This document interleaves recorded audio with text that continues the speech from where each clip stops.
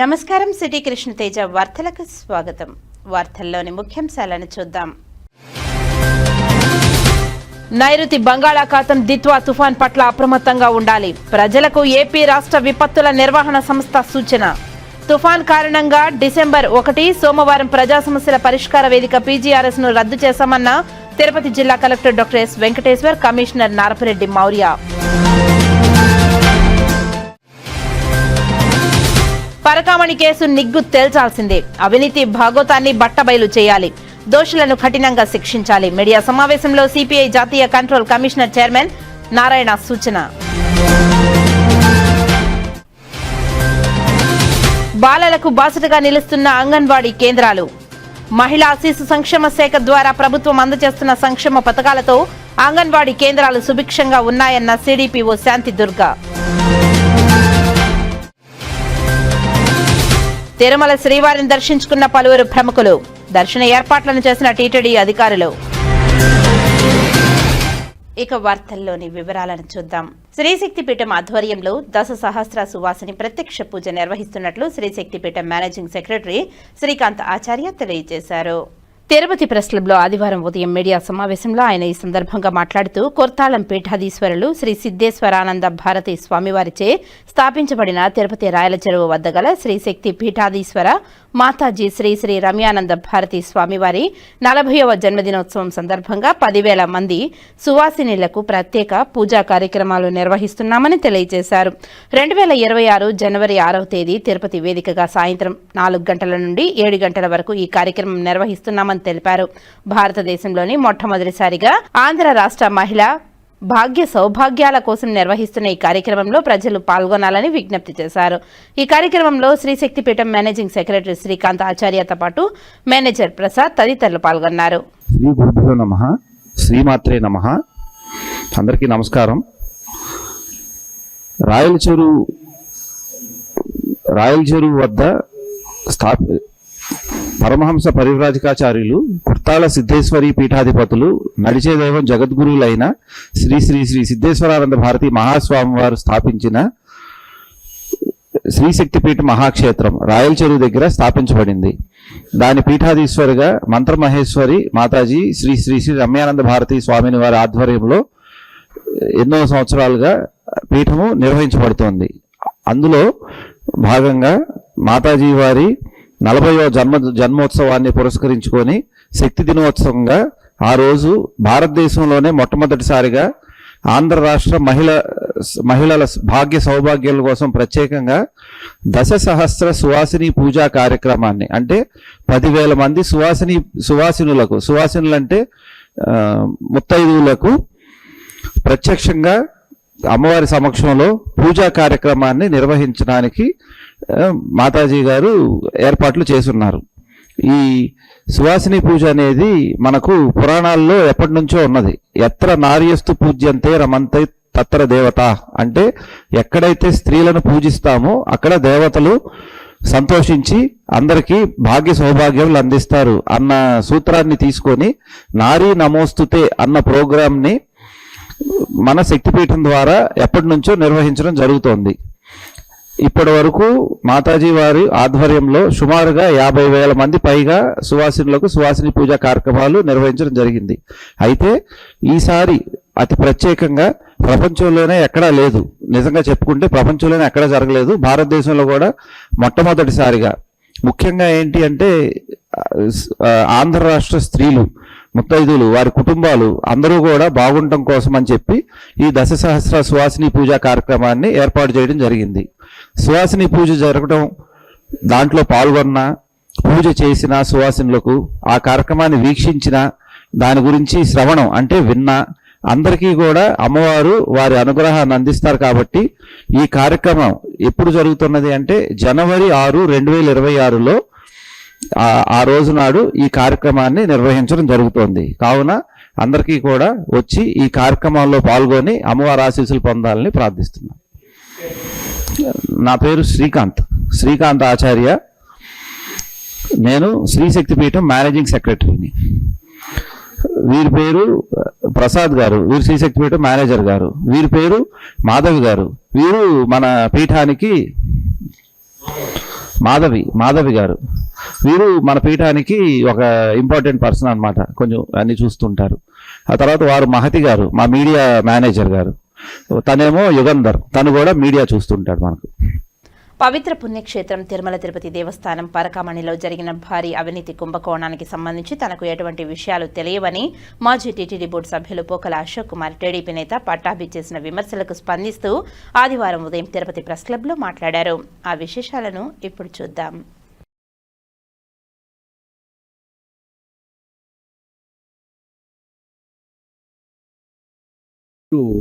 సురేష్ గారు, వైఎస్ఆర్ పార్టీ నాయకులు, నేను పోకల అశోక్ కుమార్, తిరుమల తిరుపతి దేవస్థానం మాజీ పాలకవర్గ సభ్యుణ్ణి. ఈరోజు మీ ముందుకు రావడానికి కారణం, నిన్నటి రోజున తెలుగుదేశం నేత గౌరవనీయులు పట్టాభి గారు పరకామణి ఏదైతే తిరుమల తిరుపతి దేవస్థానంలో జరిగినటువంటి ఇష్యూ ఉందో, పరకామణి ఇష్యూ, ఆ ఇష్యూని గురించి మాట్లాడుతూ ఆ ఇష్యూ ద్వారా ఆ ఆస్తులు పరకామణికి సంబంధించినటువంటి ఎవరైతే దొంగ ఆ ఆస్తులను కాజేయడానికి అప్పటి ఈఓ గారు, చైర్మన్ల పేరు అందరిది చెప్తూ ఎస్టేట్ కమిటీ సభ్యుడిగా పోకల అశోక్ కుమార్ గారిని నియమించుకొని వాళ్ళకు అనుకూలమైన వ్యక్తిగా ఈ ఆస్తిని దోచే కార్యక్రమం, వీళ్ళు దోచుకున్నారు ఈ ఆస్తి మధ్యస్థం ద్వారా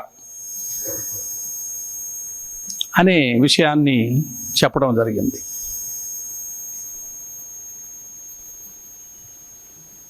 పట్టాభి గారికి మరి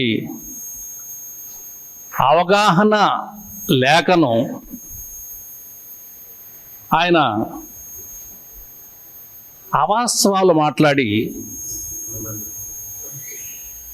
ఆయన రేటింగ్ ఆయనే తగ్గించుకున్నాడు.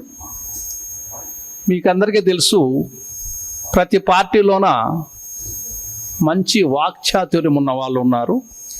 ఈయన కూడా తెలుగుదేశం పార్టీలో నేను ఇలాంటి వారికి గ్లిప్ టాకర్ అని చెప్పి ఒక బిరుదునిస్తూ ఉంటాను వాళ్ళకి. వీళ్ళు ఏమనుకుంటారంటే గ్లిప్ టాకర్స్ ఏ పార్టీ అయినా కానివ్వండి, వీళ్ళు మాట్లాడేటప్పుడు వీక్షకులు భలే మాట్లాడుతున్నాడు, భలే బాగా మాట్లాడాడు అని అంటూ ఉంటారు. వీళ్ళు వాస్తవాలు మాట్లాడినప్పుడు వీరి యొక్క మాటలకు వాల్యూ ఉంటుంది. వీరికి ఉన్నటువంటి వీక్నెస్ ఏమంటే వాళ్ళ నేతలు మెచ్చుకోవాలను, జనమంతా క్లాప్స్ కొట్టాలను, వీళ్ళేదో అద్భుతాలు కనిపెట్టేసినట్లు అవాస్తవాలు కూడా జోడించి చెప్పేస్తుంటారు. దాని వెనుక వీళ్ళ రేటింగ్ ఎంత పడిపోతూ ఉంది, ఈడు వాస్తవాలు కాకుండా అవాస్తవాలు కూడా ఏదో చెప్పి నమ్మించడానికి ప్రయత్నం చేస్తున్నాడు అనే విషయాన్ని వాళ్ళు అవగాహన చేసుకోవడం లేదు. ఒక్క విషయాన్ని మీ ముందు ప్రస్తావిస్తున్నాను. ఆయన అన్నమాట ఏమంటే 19/6/2023లో 2023లో బోర్డు మీటింగ్ జరిగింది. వాస్తవమే. ఆ బోర్డు మీటింగ్లో ఏదైతే ఈ పరకామణికి సంబంధించినటువంటి కేసులో ఉన్న వ్యక్తి ఆయనను శిక్షించకుండా, చేసిన తప్పును శిక్షించకుండా మధ్యవర్తిత్వం చేసి మీడియేషన్ చేసి ఆ భూములు ఏదైతే అతను దొంగలించినాడో, డబ్బులు బంగారు దానికి సంబంధించినటువంటి ఆ డబ్బుతో కొన్నటువంటి భూముల్ని తిరిగి స్వాధీనం చేసుకొని అతను వదిలేశారు. సబ్జెక్ట్ అక్కడే వస్తుంది అనమాట. ఎవరైతే ఈ మధ్యస్థం చేసి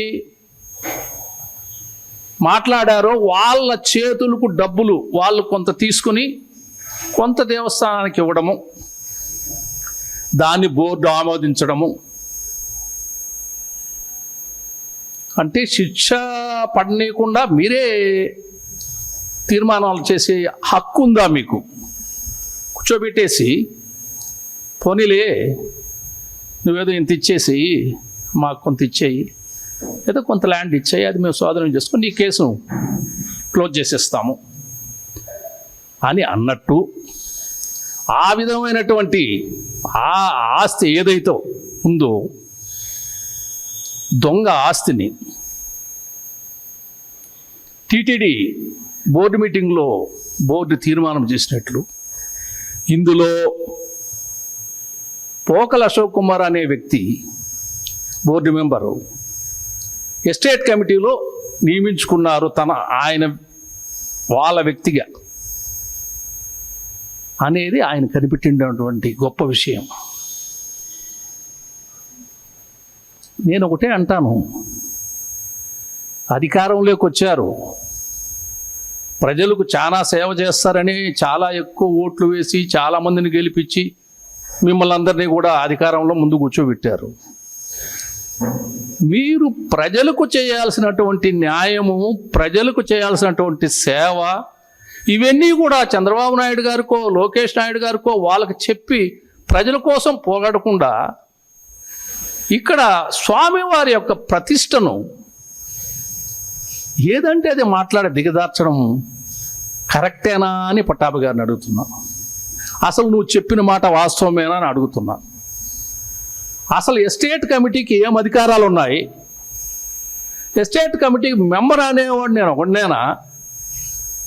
మీరు చూస్తే ఆ రోజు మాకున్నటువంటి ఎస్టేట్ కమిటీలో పోకల అశోక్ కుమార్, మల్లాది కృష్ణారావు, జీవన్ రెడ్డి గారు, Karunakar Reddy garu, executive officer IAS executive officer ఒక ఆయన, joint executive officer is also IAS, దేవస్థానం లా ఆఫీసర్, ఎస్టేట్ ఆఫీసర్ అండ్ ఒక వింగ్ ఎస్టేట్ ఆఫీసర్ మీకు కూడా తెలిసి ఉంటుంది. ఆర్డీఓ ర్యాంక్లో ఉన్న వాళ్ళు, లేదు ఆర్డీఓలుగా రిటైర్ అయినటువంటి మంచి ఎక్స్పర్ట్స్, వీళ్ళందరూ కలిసి ఎస్టేట్ కమిటీలో ఉంటారు. ఎస్టేట్ కమిటీ మీన్స్ ఇదొక సబ్ కమిటీ, ఆయన వదిలేయడంలే. సబ్ కమిటీలో ప్రతిదీ చర్చకు వస్తుంది, ఇది పెడుతున్నాము అని. అవి చర్చించుకుంటారు అందరూ. చర్చించుకొని మేము తీర్మానం చేసేదానికి లేదు సబ్ కమిటీ, అంత పవర్స్ లేవు దీంట్లో. కేవలం డిస్కస్ చేసి ఏదైనా సలహాలు ఉంటే యాడ్ చేస్తాం. అది జనరల్ బాడీ మీన్స్ బోర్డు తీర్మానం చెయ్యొచ్చు. మీకు తెలుసు బోర్డులో ఉన్నటువంటి సుమారుగా 30 మంది ఆఫీసర్సు ప్లస్ మా board members, ex officio members plus chairman, ఈఓలు అందరూ కూర్చొని ఉంటారు. ఇక్కడ చర్చకు వచ్చినప్పుడు డిస్కషన్ ఉంటుంది, తీర్మానం ఆమోదం చెప్పచ్చు, వ్యతిరేకించి దాన్ని డిస్మిస్ చేయొచ్చు ఏదైతే ఐటమ్ ఉందో. మరి ఏం చెప్పిన డేట్లో ఐటమ్ మాకు వినిపించలేదు, మా అజెండాలో లేదు, అసలు తీర్మానం చేశారు అంటున్నాడు ఆయన. అది నాకు అర్థం కావడం లేదు. ఒకవేళ చైర్మన్ లెవెల్లో ఏమో ఈయనకు తెలిసి ఏమన్నా పెద్ద వాళ్ళు ఏమన్నా ఆ టేబుల్ ఎజెండాలు అంటారు, ఇంకోటి అంటారు, అలాంటివి ఏదైనా యాడ్ చేసుకుని తీర్మానం చేశారా అనేది మా దృష్టిలో లేదు. నాకు తెలిసి ఇలాంటివి నేను ఆమోదించను. నేను వ్యక్తిగతంగా నాకు బోర్డు మెంబర్గా ఉన్నా లేకపోయినా ఇంకోటి తీసేసినా ఇబ్బంది లేదు. కానీ నా బ్రాటప్, నేను ఒక సర్పంచ్గా పనిచేశాను. మీకు తెలుసు అడ్మినిస్ట్రేటర్ సర్పంచ్ అంటే. మధ్యలో చిన్న చిన్న పదవులు వదిలేస్తే ఎంపీపీగా పనిచేశాను. మీకు తెలుసు మండల ప్రజా పరిషత్ అధ్యక్షులు అంటే ఇప్పుడు పవర్స్ లేవు. కానీ నేనున్నప్పుడైతే ట్రాన్స్ఫర్ అథారిటీ ఉండేది. నాకు 220 మంది టీచర్లను ట్రాన్స్ఫర్ చేసే పవర్ పెట్టుకొని అక్కడ జిల్లా పరిషత్ మెంబర్గా పనిచేశాను. మీకు అందరికీ తెలుసు నేను బోర్డు మెంబర్గా 22-23 సంవత్సరాల్లో పనిచేశాను. నేను ఎక్కడ కానీ ఇక్కడ చెయ్యి జాసి ఈ దర్శనాలు చేపిస్తాను రూపాయి తీసుకోవడం కానీ, తిరుమల తిరుపతి దేవస్థానం నాకు ప్రివిలేజ్లు ఇచ్చిన దాన్ని నా కారును నేను వాడుకున్నాను. కానీ ఏ రోజు తిరుమల తిరుపతి స్వామివారి కారును కూడా నేను వాడుకోలే. వాళ్ళు ఇచ్చిన ప్రివిలేజ్ బంగ్లా కానీ ఇంకోటి కానీ నేను ఏ రోజు అక్కడికి వెళ్ళా. నేను కింద నుంచి నేరుగా బోర్డు మీటింగ్ పోవడం రావడం, దర్శనాలకు పోతే కింద నుంచి నేరుగా పోవడం రావడం. దర్శనాలు ఎవరినో వచ్చినప్పుడు నా పరిధిలో నాకున్న కోటాలో ఎవరి దగ్గర కాఫీ టీ కూడా తీసుకోకుండా ఇచ్చాను అని నేను అనుకుంటున్నా. అది ఎక్కడ మీరు విచారించిన పటాభి గారిని కూటమి ప్రభుత్వంలో ఉన్నటువంటి నాయకులందరూ ఉన్నారు కదా తిరుపతిలో, వాళ్ళు ఎవరైనా అడగని నా గురించి వాళ్ళు చెప్తారు. వాళ్ళు ఎవరైనా కానీ ఒకవేళ ఎక్స్ బోర్డు మెంబర్లు కానీ ప్రజెంట్ బోర్డు మెంబర్ ఇప్పుడు భాను కూడా ఉన్నాడు కదా, భాను గారిని కూడా అడిగి తెలుసుకోవచ్చు. ఆయన మీరు ఇవన్నీ ఏమీ తెలియకోకుండా విజయవాడ నుంచి వచ్చి ప్రెస్ క్లబ్లో కూర్చునేసి ఆవేశంగా ఒకరిని ఎత్తుకొని వచ్చి నిరాధారంగా ఒకరి మీద ఒక నింద వేయడం కరెక్ట్ కాదు పట్టాభిరామ్ గారు. అయినా మీ అందరి ద్వారా నేను ఒకటే, నా విన్నపం ఒకటే, నాయకులకి అందరికి కూడా చాలా సబ్జెక్టులు ఉన్నాయి. మీరు మాట్లాడాలనుకుంటే రాష్ట్రంలో చాలా సమస్యలు ఉన్నాయి, చాలా సబ్జెక్టులు ఉన్నాయి. స్వామివారు ప్రతిష్ట పెంచడానికి మనమందరం ప్రయత్నం చేయాలా. దేశవ్యాప్తంగా ప్రపంచవ్యాప్తంగా అందరి మనోభావాలు స్వామివారి విషయం అంత చెప్పినా కానీ ఆలోచించి వారి యొక్క మనోభావాలు దెబ్బతీసే విధంగా మనము స్టేట్మెంట్లు ఇచ్చుకుంటూ వెళ్ళడము ఇది మంచి పద్ధతి కాదు. ఇప్పుడు మీరు సిఐడి విచారణ వేశారు, పిలుస్తున్నారు, నన్ను కూడా పిలిచారు. నా దగ్గర కూడా సిఐడి విచారణలో నేనేం చెప్పాలనో నన్ను ఏం అడిగారు. నేను కూడా చెప్తున్నా, ఇప్పుడు మళ్ళీ చెప్తున్నా, ఓపెన్గా చెప్తున్నా, ఇది ఎవ్వరు ఈ ఆస్తులు తగరాదు లేకుండా వాడిని బయట వేయడానికి, వాడిని శిక్షించకుండా ఆస్తుల విషయంలో జోక్యం చేసుకొని మధ్యస్థం చేశారో ప్రభుత్వం మీదే. కనిపెట్టండి, శిక్షించండి, అందులో నన్ను శిక్షించండి. మీరు ఆ పని చేయకుండా ఎవరెవరి పేరు బుద్ధి పుడితే వాళ్ళ పేరు చెప్పుకుంటూ పోవడం ఏంది మైక్ ముందర?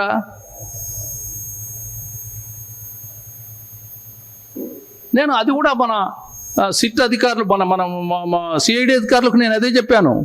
సార్, మేము చెప్పాల్సింది మేము చెప్పాను, మేము డ్యూటీలు మేము చేసి ఉంటాం. ఎస్టేట్ కమిటీలో ఆస్తులు వచ్చినట్టు తీసుకున్నాం.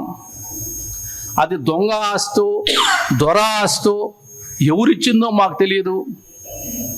అది కింద ఉన్నటువంటి చాలామంది ఆఫీసర్లు ఉన్నారు, చైర్మన్లు ఉన్నారు, లా ఆఫీసర్లు ఉన్నారు. వీళ్ళందరూ కూడా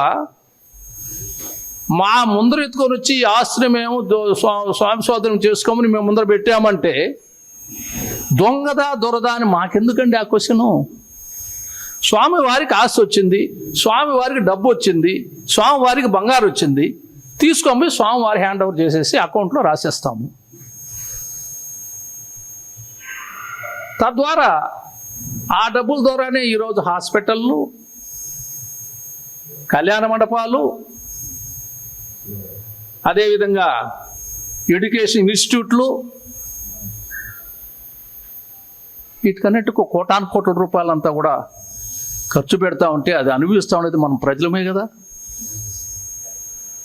ఇప్పుడు హుండీలు వేస్తూ ఉండేదంతా అకౌంట్ మనీ అండి పటాబ్ గారు, హుండీలో వేస్తూ ఉన్నారు కదా, అది అకౌంటబుల్ అని అడుగుతున్నా నేను.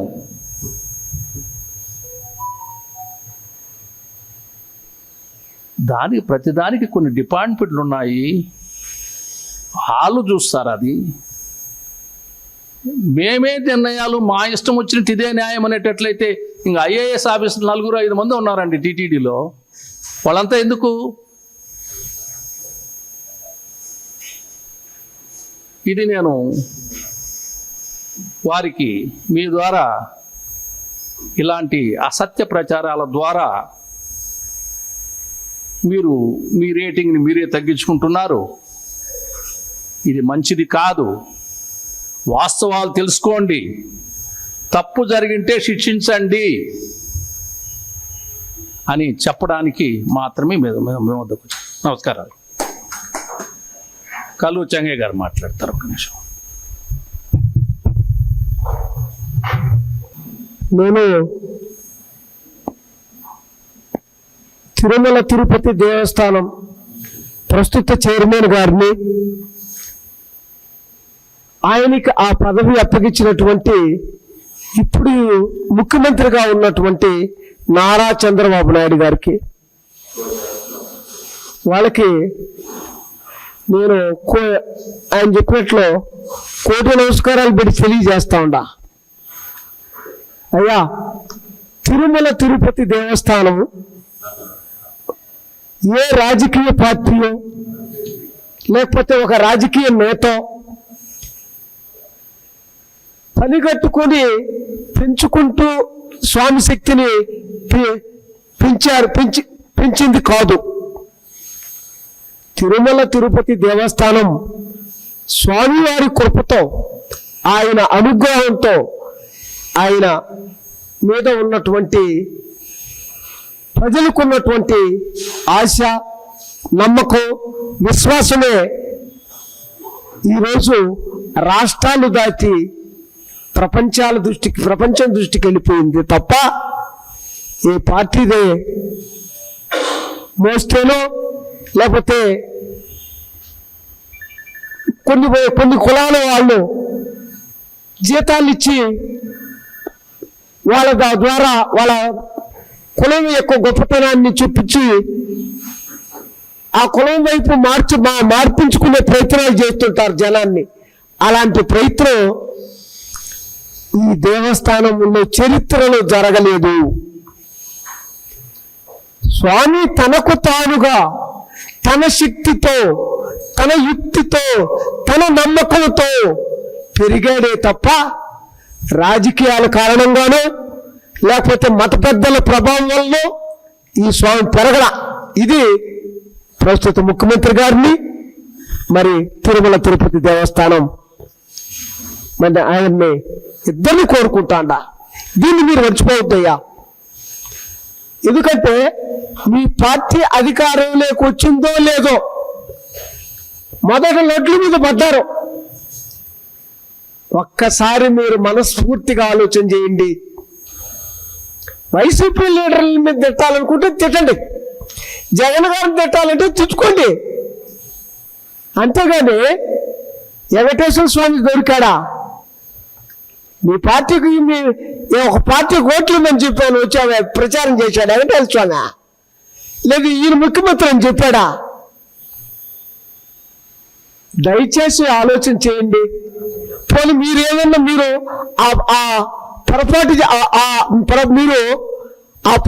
పొరపాటు చేసినా కూడా ఈ రోజు లడ్లు తీసుకోవడం తగ్గిందా? ఎవరు తీసుకోవట్లేదా? లడ్లు పెరుగుతూనే ఉన్నాయి. తీసుకునే వాళ్ళు మొదట్లో ఎంతైతే ఎగబడ్డారో ఇప్పుడు అంటే ఎగబడుతున్నారు.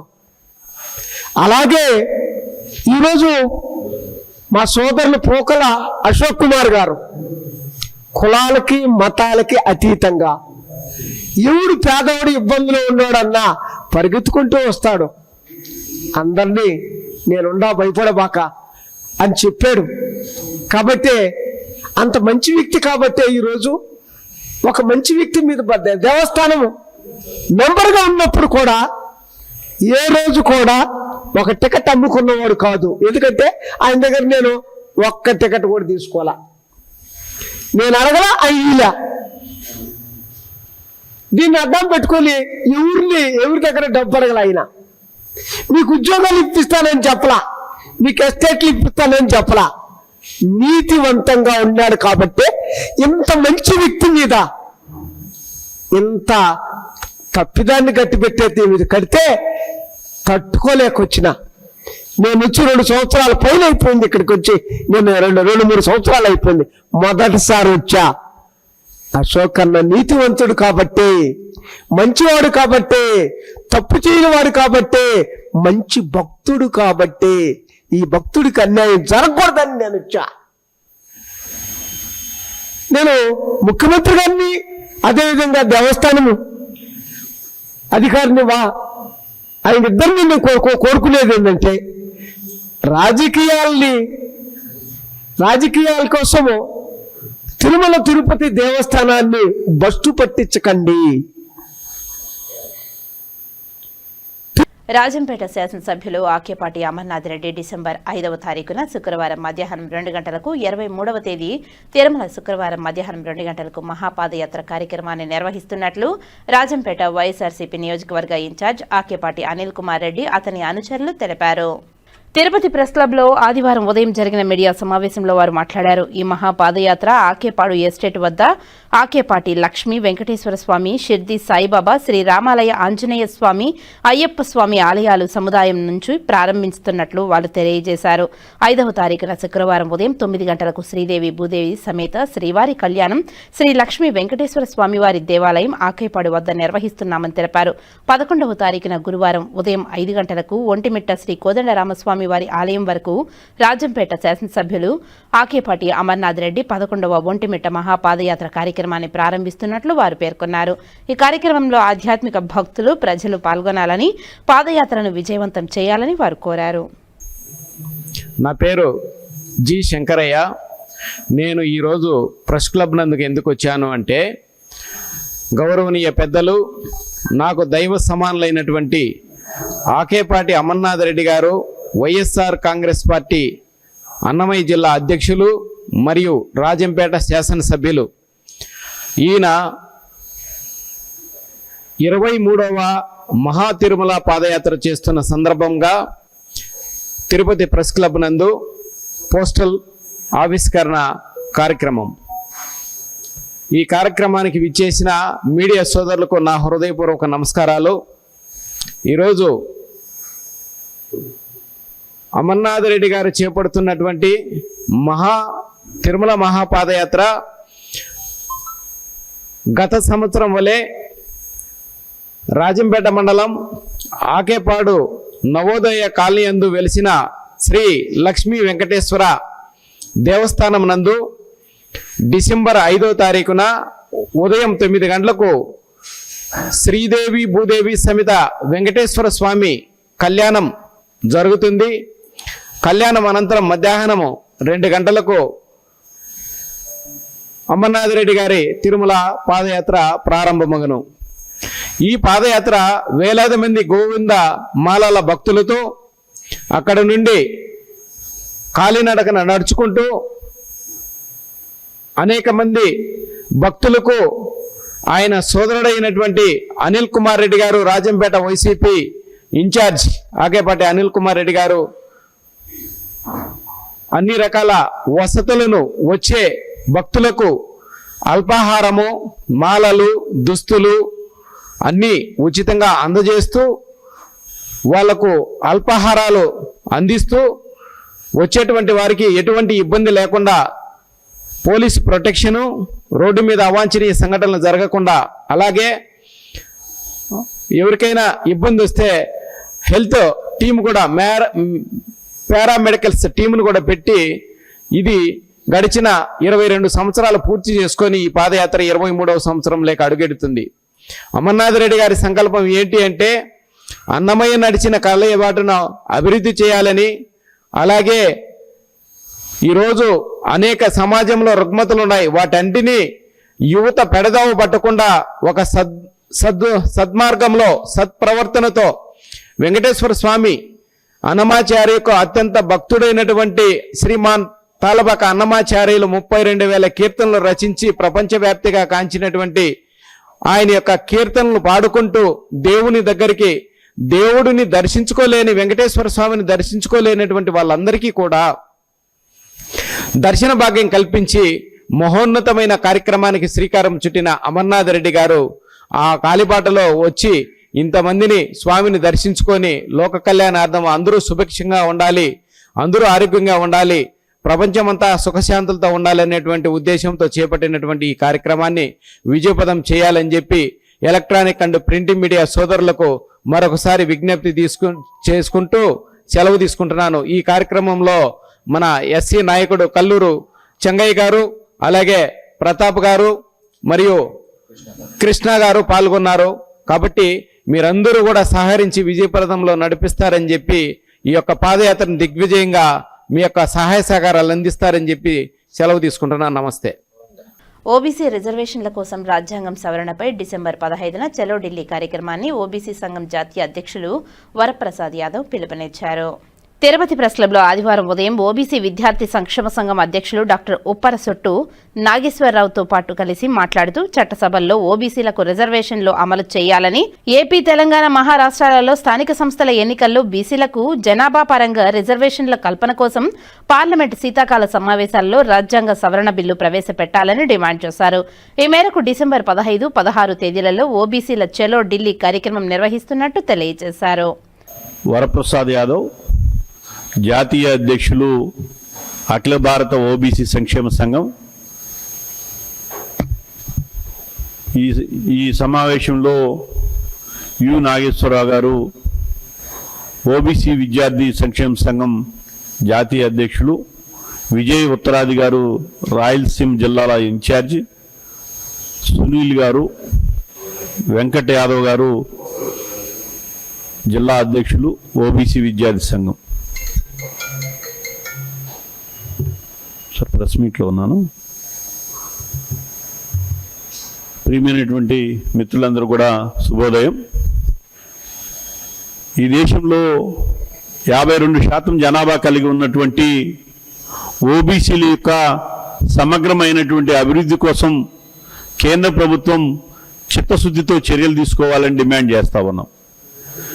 ఈ దేశంలో దళితులకి, ఎస్సీలకి ఒక ప్రత్యేకమైనటువంటి మంత్రిత్వ శాఖ ఉంది. అదేవిధంగా ఎస్టీలకి ప్రత్యేకమైనటువంటి మంత్రిత్వ శాఖ ఉంది, మైనార్టీలకి ప్రత్యేకమైన మంత్రిత్వ శాఖ ఉంది. చివరికి ఈ దేశంలో జంతువులు కూడా ఒక ప్రత్యేకమైన మంత్రిత్వ శాఖ ఉంది. కానీ ఈ దేశ సంపదలో, ఈ దేశ జీడిపి వృద్ధి రేట్లో కీలకమైనటువంటి ఓబీసీలకు ఓ ప్రత్యేకమైనటువంటి మంత్రిత్వ శాఖ లేకపోవటం అత్యంత విచారకరమైనటువంటి విషయం. భారతదేశంలో ఈ దేశ ప్రధానిగా ఓబీసీ బిడ్డగా ఉన్నటువంటి నరేంద్ర మోడీ గారు ఈ దేశానికి ప్రధానిగా ఉండటం మా అందరి గర్వకారణం. అయితే ఓబీసీ బిడ్డగా ఉన్నటువంటి ప్రధానమంత్రి హయాంలో కనీసం ఓబీసీలకు ప్రత్యేకమైనటువంటి మంత్రిత్వ శాఖని, మరి రేపటి నుంచి జరిగేటువంటి పార్లమెంట్ సమావేశాల్లో ఓ ప్రత్యేకమైనటువంటి ఓబీసీ మంత్రిత్వ శాఖ ఏర్పాటు బిల్లుని ప్రవేశపెట్టాలని ఈ సందర్భంగా కేంద్ర ప్రభుత్వాన్ని డిమాండ్ చేస్తా ఉన్నాం. అదేవిధంగా రాష్ట్రంలో టీడీపీ సంకీర్ణ ప్రభుత్వం ఎన్నికల మేనిఫెస్టోలో పేర్కొన్నటువంటి 34% రిజర్వేషన్లు అమలు చేసేందుకు ఈరోజు రాజ్యాంగ సవరణ చేయాలని ఈ సందర్భంగా రాష్ట్ర ముఖ్యమంత్రి చంద్రబాబు నాయుడు గారికి విజ్ఞప్తి చేస్తా ఉన్నాం.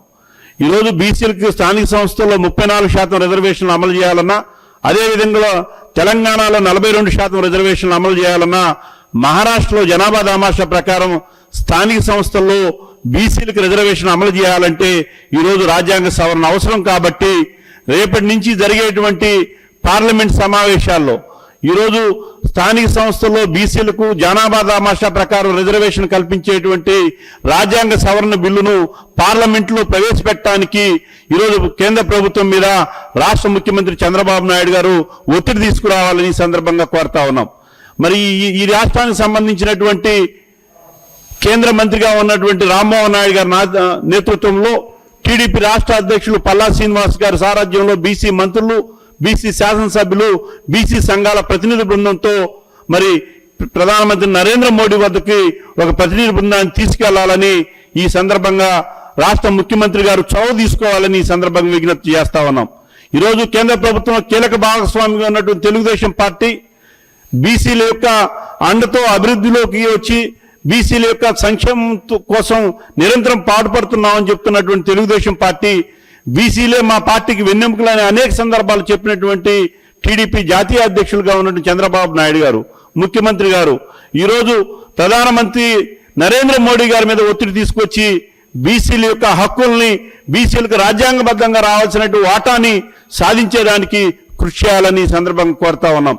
గత ప్రభుత్వ హయాంలో స్థానిక సంస్థల ఎన్నికల్లో బీసీలకు అన్యాయం జరిగినప్పుడు ఈరోజు సుప్రీంకోర్టులో స్పెషల్ లీవ్ పిటిషన్ దాఖలు చేసి 34% రిజర్వేషన్ల కోసం న్యాయ పోరాటం చేసినటువంటి తెలుగుదేశం పార్టీ ఈరోజు కేంద్ర ప్రభుత్వం మీద ఒత్తిడి తీసుకొచ్చి స్థానిక సంస్థల్లో 34% రిజర్వేషన్లు అమలు చేయడం కోసం రాజ్యాంగ సవరణ బిల్లును పార్లమెంట్లో ప్రవేశపెట్టడానికి మరి తెలుగుదేశం పార్టీ ఎంపీలు మరి చంద్రబాబు నాయుడు గారు వెంటనే విధానపరమైనటువంటి నిర్ణయం తీసుకోవాలని ఈ సందర్భంగా డిమాండ్ చేస్తా ఉన్నాం.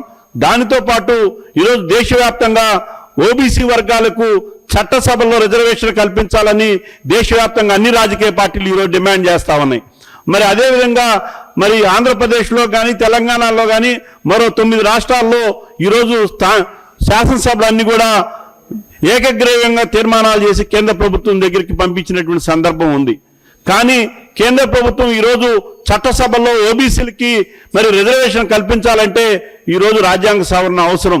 ఈ రాజ్యాంగ సవరణ చేయడానికి ప్రస్తుత శీతాకాల పార్లమెంట్ సమావేశాల్లో చట్టసభల్లో ఓబీసీల రిజర్వేషన్ల బిల్లును కూడా ప్రవేశపెట్టాలని ఈ సందర్భంగా అఖిల భారత ఓబీసీ సంక్షేమ సంఘం తరఫున డిమాండ్ చేస్తా ఉన్నాం.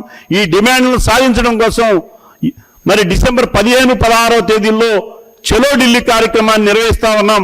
ఈ చలో ఢిల్లీ కార్యక్రమానికి మరి తెలుగు రాష్ట్రాలతో పాటు దక్షిణాది రాష్ట్రాల్లో ఉన్నటువంటి బీసీ విద్యార్థులు, యువజనులు, మహిళలు, ప్రజాప్రతినిధులు, స్థానిక సంస్థల ప్రజాప్రతినిధులు వేలాదిగా చలో ఢిల్లీ కార్యక్రమాన్ని తరలిరావాలని అఖిల భారత ఓబీసీ సంక్షేమ సంఘం తరఫున మరి ఓబీసీ విద్యార్థి సంక్షేమ సంఘాల తరఫున పిలుపునిస్తా ఉన్నాం.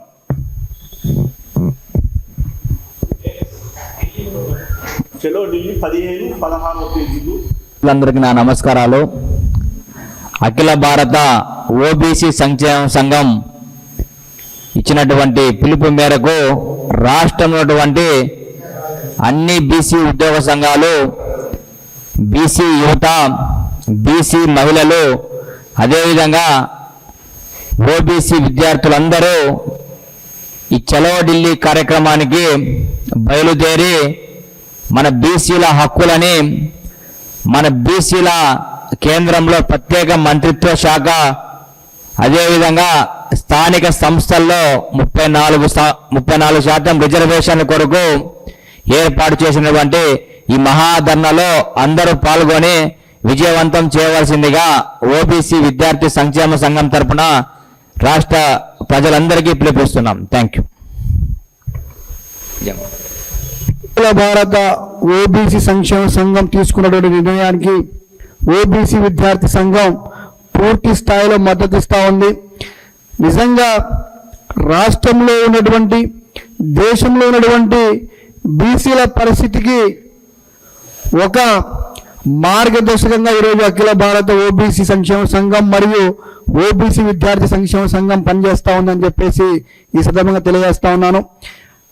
ఈ చలో ఢిల్లీ కార్యక్రమాన్ని పూర్తి స్థాయిలో విజయవంతంగా నిర్వహించి కేంద్ర రాష్ట్ర ప్రభుత్వాలకి మేమున్నాము, ఖచ్చితంగా మీకు బుద్ధి చెప్తామని చెప్పేసి ఈ కార్యక్రమాలు చేపడతాం. ఈ కార్యక్రమాన్ని లీడ్ చేస్తున్నటువంటి గౌరవనీయులు పెద్దలు ఓబీసీ సంక్షేమ సంఘం అధ్యక్షులైనటువంటి సార్ గారికి, అలాగే ఓబీసీ విద్యా సంక్షేమ జాతీయ అధ్యక్షులు నాగేశ్వరరావు గారికి, వెంకట యాదవ్ గారికి, సునీల్ గారికి కృతజ్ఞతలు తెలియజేసుకుంటూ సెలవు తీసుకుంటాను. Thank you. శ్రీకాళహస్తి రాజీవ్ నగర్లో అక్రమ నిర్మాణాలు తొలగించే దిశగా చర్యలు చేపడుతున్నట్లు ఎమ్మెల్యే బొజ్జల సుధీర్ రెడ్డి తెలియజేశారు. శ్రీకాళహస్తి పంచాయతీరాజ్ అతిథి గృహంలో నిర్వహించిన మీడియా సమావేశంలో బొజ్జల సుధీరెడ్డి మాట్లాడుతూ శ్రీకాళహస్తి పట్టణానికి కూతవేటు దూరంలో ఉన్న రాజీవ్ నగర్లో భూ సంబంధిత విషయంలో అనేక అవకతవకలు జరిగి ఉన్నాయని వాటిని పరిష్కరించే దిశగా రెవెన్యూ శాఖ ఇప్పటికే పలుమార్లు ఆ ప్రాంతంలో సర్వేలు చేపట్టిందని తెలియజేశారు.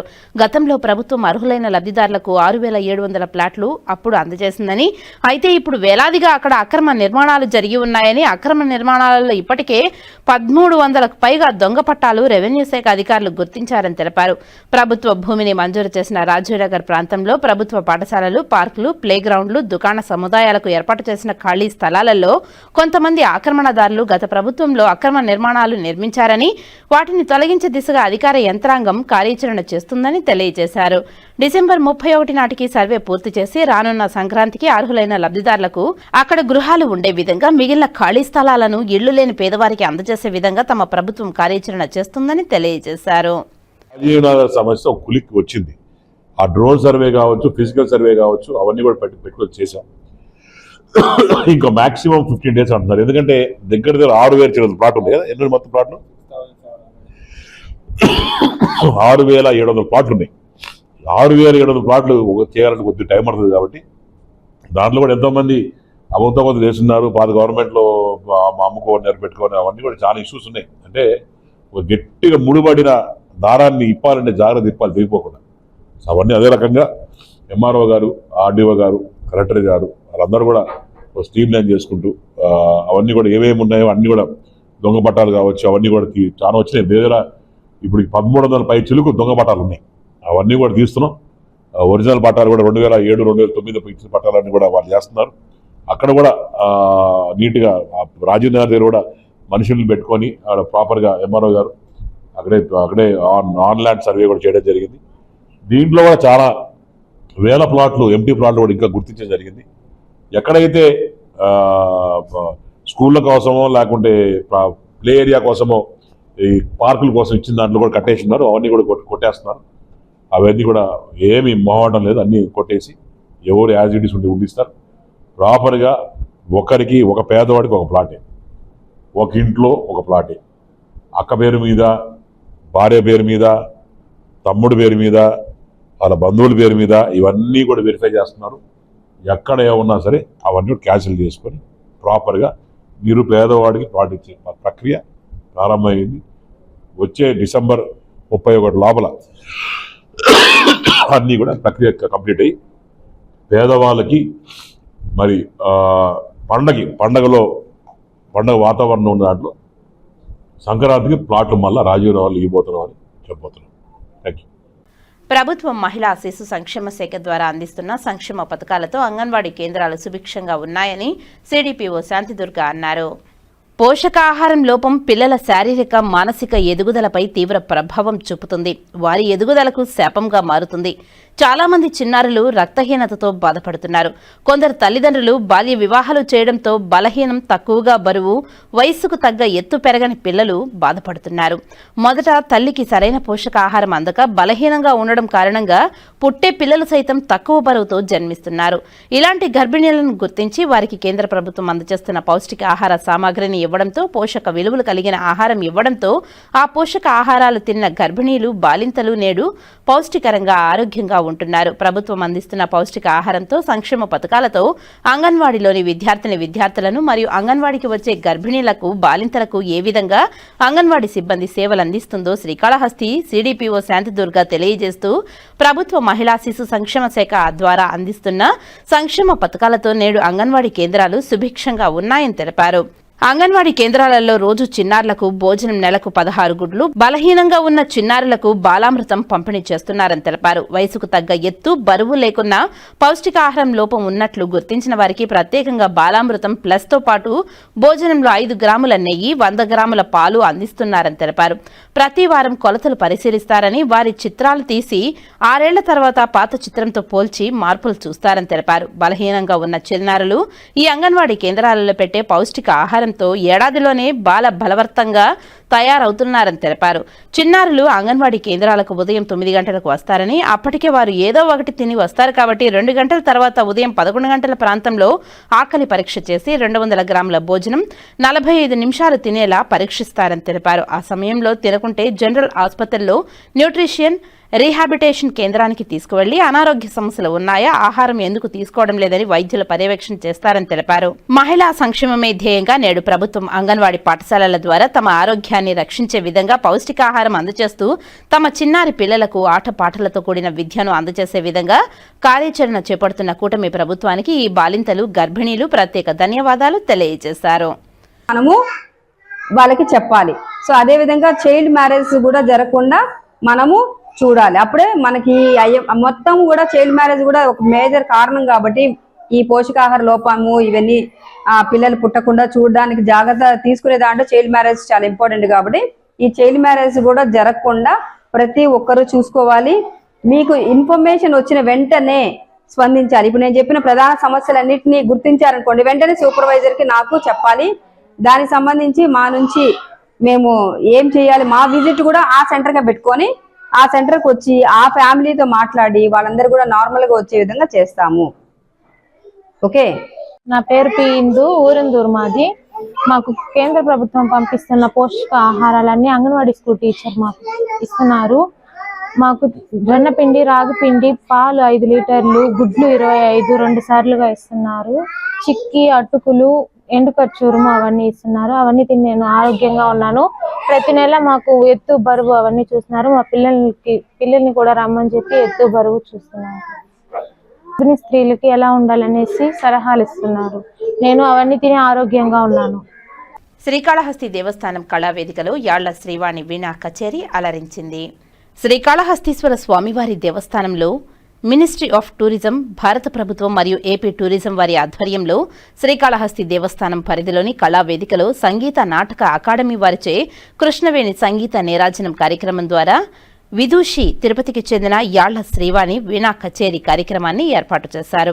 ఈ కార్యక్రమంలో భారత ప్రభుత్వం ministry of tourism regional director Venkatesan, AP tourism regional director doctor Ramana Prasad, Indian culinary institute Srinagar doctor Trilok Chander, Srikalahasti deputy O NR Krishna Reddy, Hemamalini తదితరులు, భక్తులు మరియు పుర ప్రజలు పాల్గొన్నారు. డిసెంబర్ నెల 1వ తేదీన సోమవారం చిత్తూరు జిల్లా కలెక్టరేట్లో ప్రజా సమస్యల పరిష్కార వేదిక కార్యక్రమాన్ని నిర్వహించడం జరుగుతుందని జిల్లా కలెక్టర్ సుమిత్ కుమార్ తెలిపారు. ప్రజల సమస్యల పరిష్కార వేదిక కార్యక్రమాన్ని కలెక్టరేట్లోని సమావేశ మందిరంలో ఉదయం 9:30 నుంచి మధ్యాహ్నం 2 గంటల వరకు నిర్వహించడం జరుగుతుంది. ఈ కార్యక్రమంలో అన్ని శాఖల జిల్లా అధికారులు పాల్గొంటారని తెలిపారు.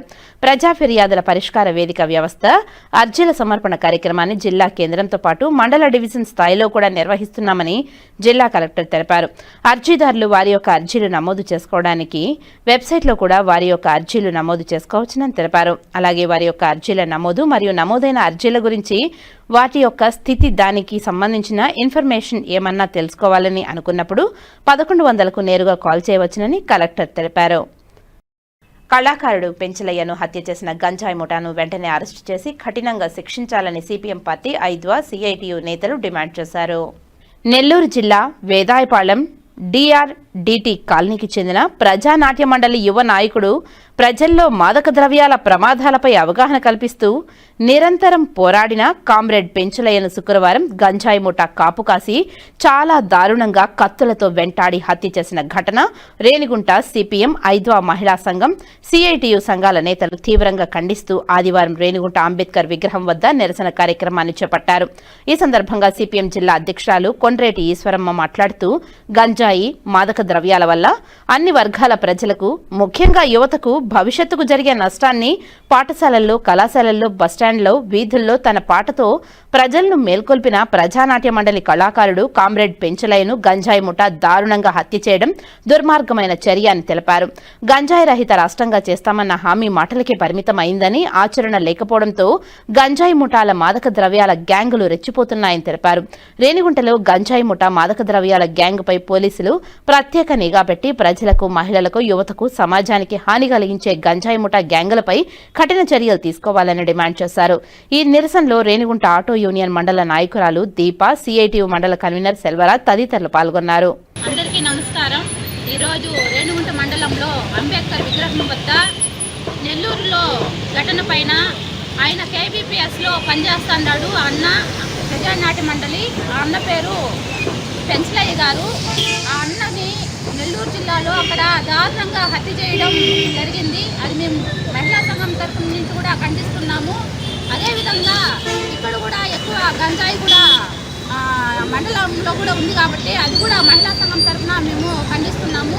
అదేవిధంగా అతన్ని చంపిన దానిపైన పోలీసు వాళ్ళు కూడా వెంటనే చర్యలు తీసుకోవాలా, లేదంటే పెద్ద ఎత్తున మేము మహిళా సంఘం తరఫున ధర్నా చేస్తామనేసి తెలియజేస్తున్నాం. నెల్లూరు జిల్లా ప్రజానాట్య మండలి కళాకారుడైన పెంచలయ్య పైన శుక్రవారం గంజాయి గూండాలు, మారక ద్రవ్యాలు, అదేవిధంగా గంజాయి దీనికి వ్యాపారం చేసుకునే విద్యానాయాలు ప్రజానాట్య మండలి నాయకుడు అదేవిధంగా కళాకారుడైన పెంచలయ్య పైన దుర్మార్గంగా కక్షపూరితంగా ఆయన వచ్చే ప్రదేశంలో మాటేసి ఆయన మీద కత్తులతో దాడి చేసి విచక్షణారహితంగా ఆయన్ని చంపడం జరిగింది.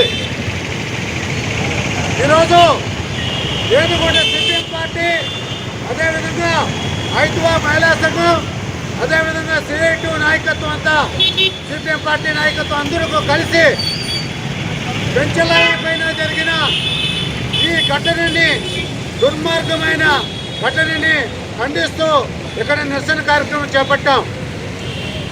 ఇటువంటి దుర్మార్గాలు జరగకుండా ఈ ప్రభుత్వం చర్యలు తీసుకోవాలా, అదేవిధంగా పోలీసు యంత్రాంగం చర్యలు చేపట్టాలా. ఈ తెలుగుదేశం కూటమి ప్రభుత్వం అధికారంలోకి వచ్చిన తర్వాత మాటలు చెప్తా ఉంది, చేతుల్లో మాత్రం ఏమీ చేయడంలా. ఎక్కడ చూసినా గంజాయి విపరీతంగా వ్యాపారం జరుగుతూ ఉంది.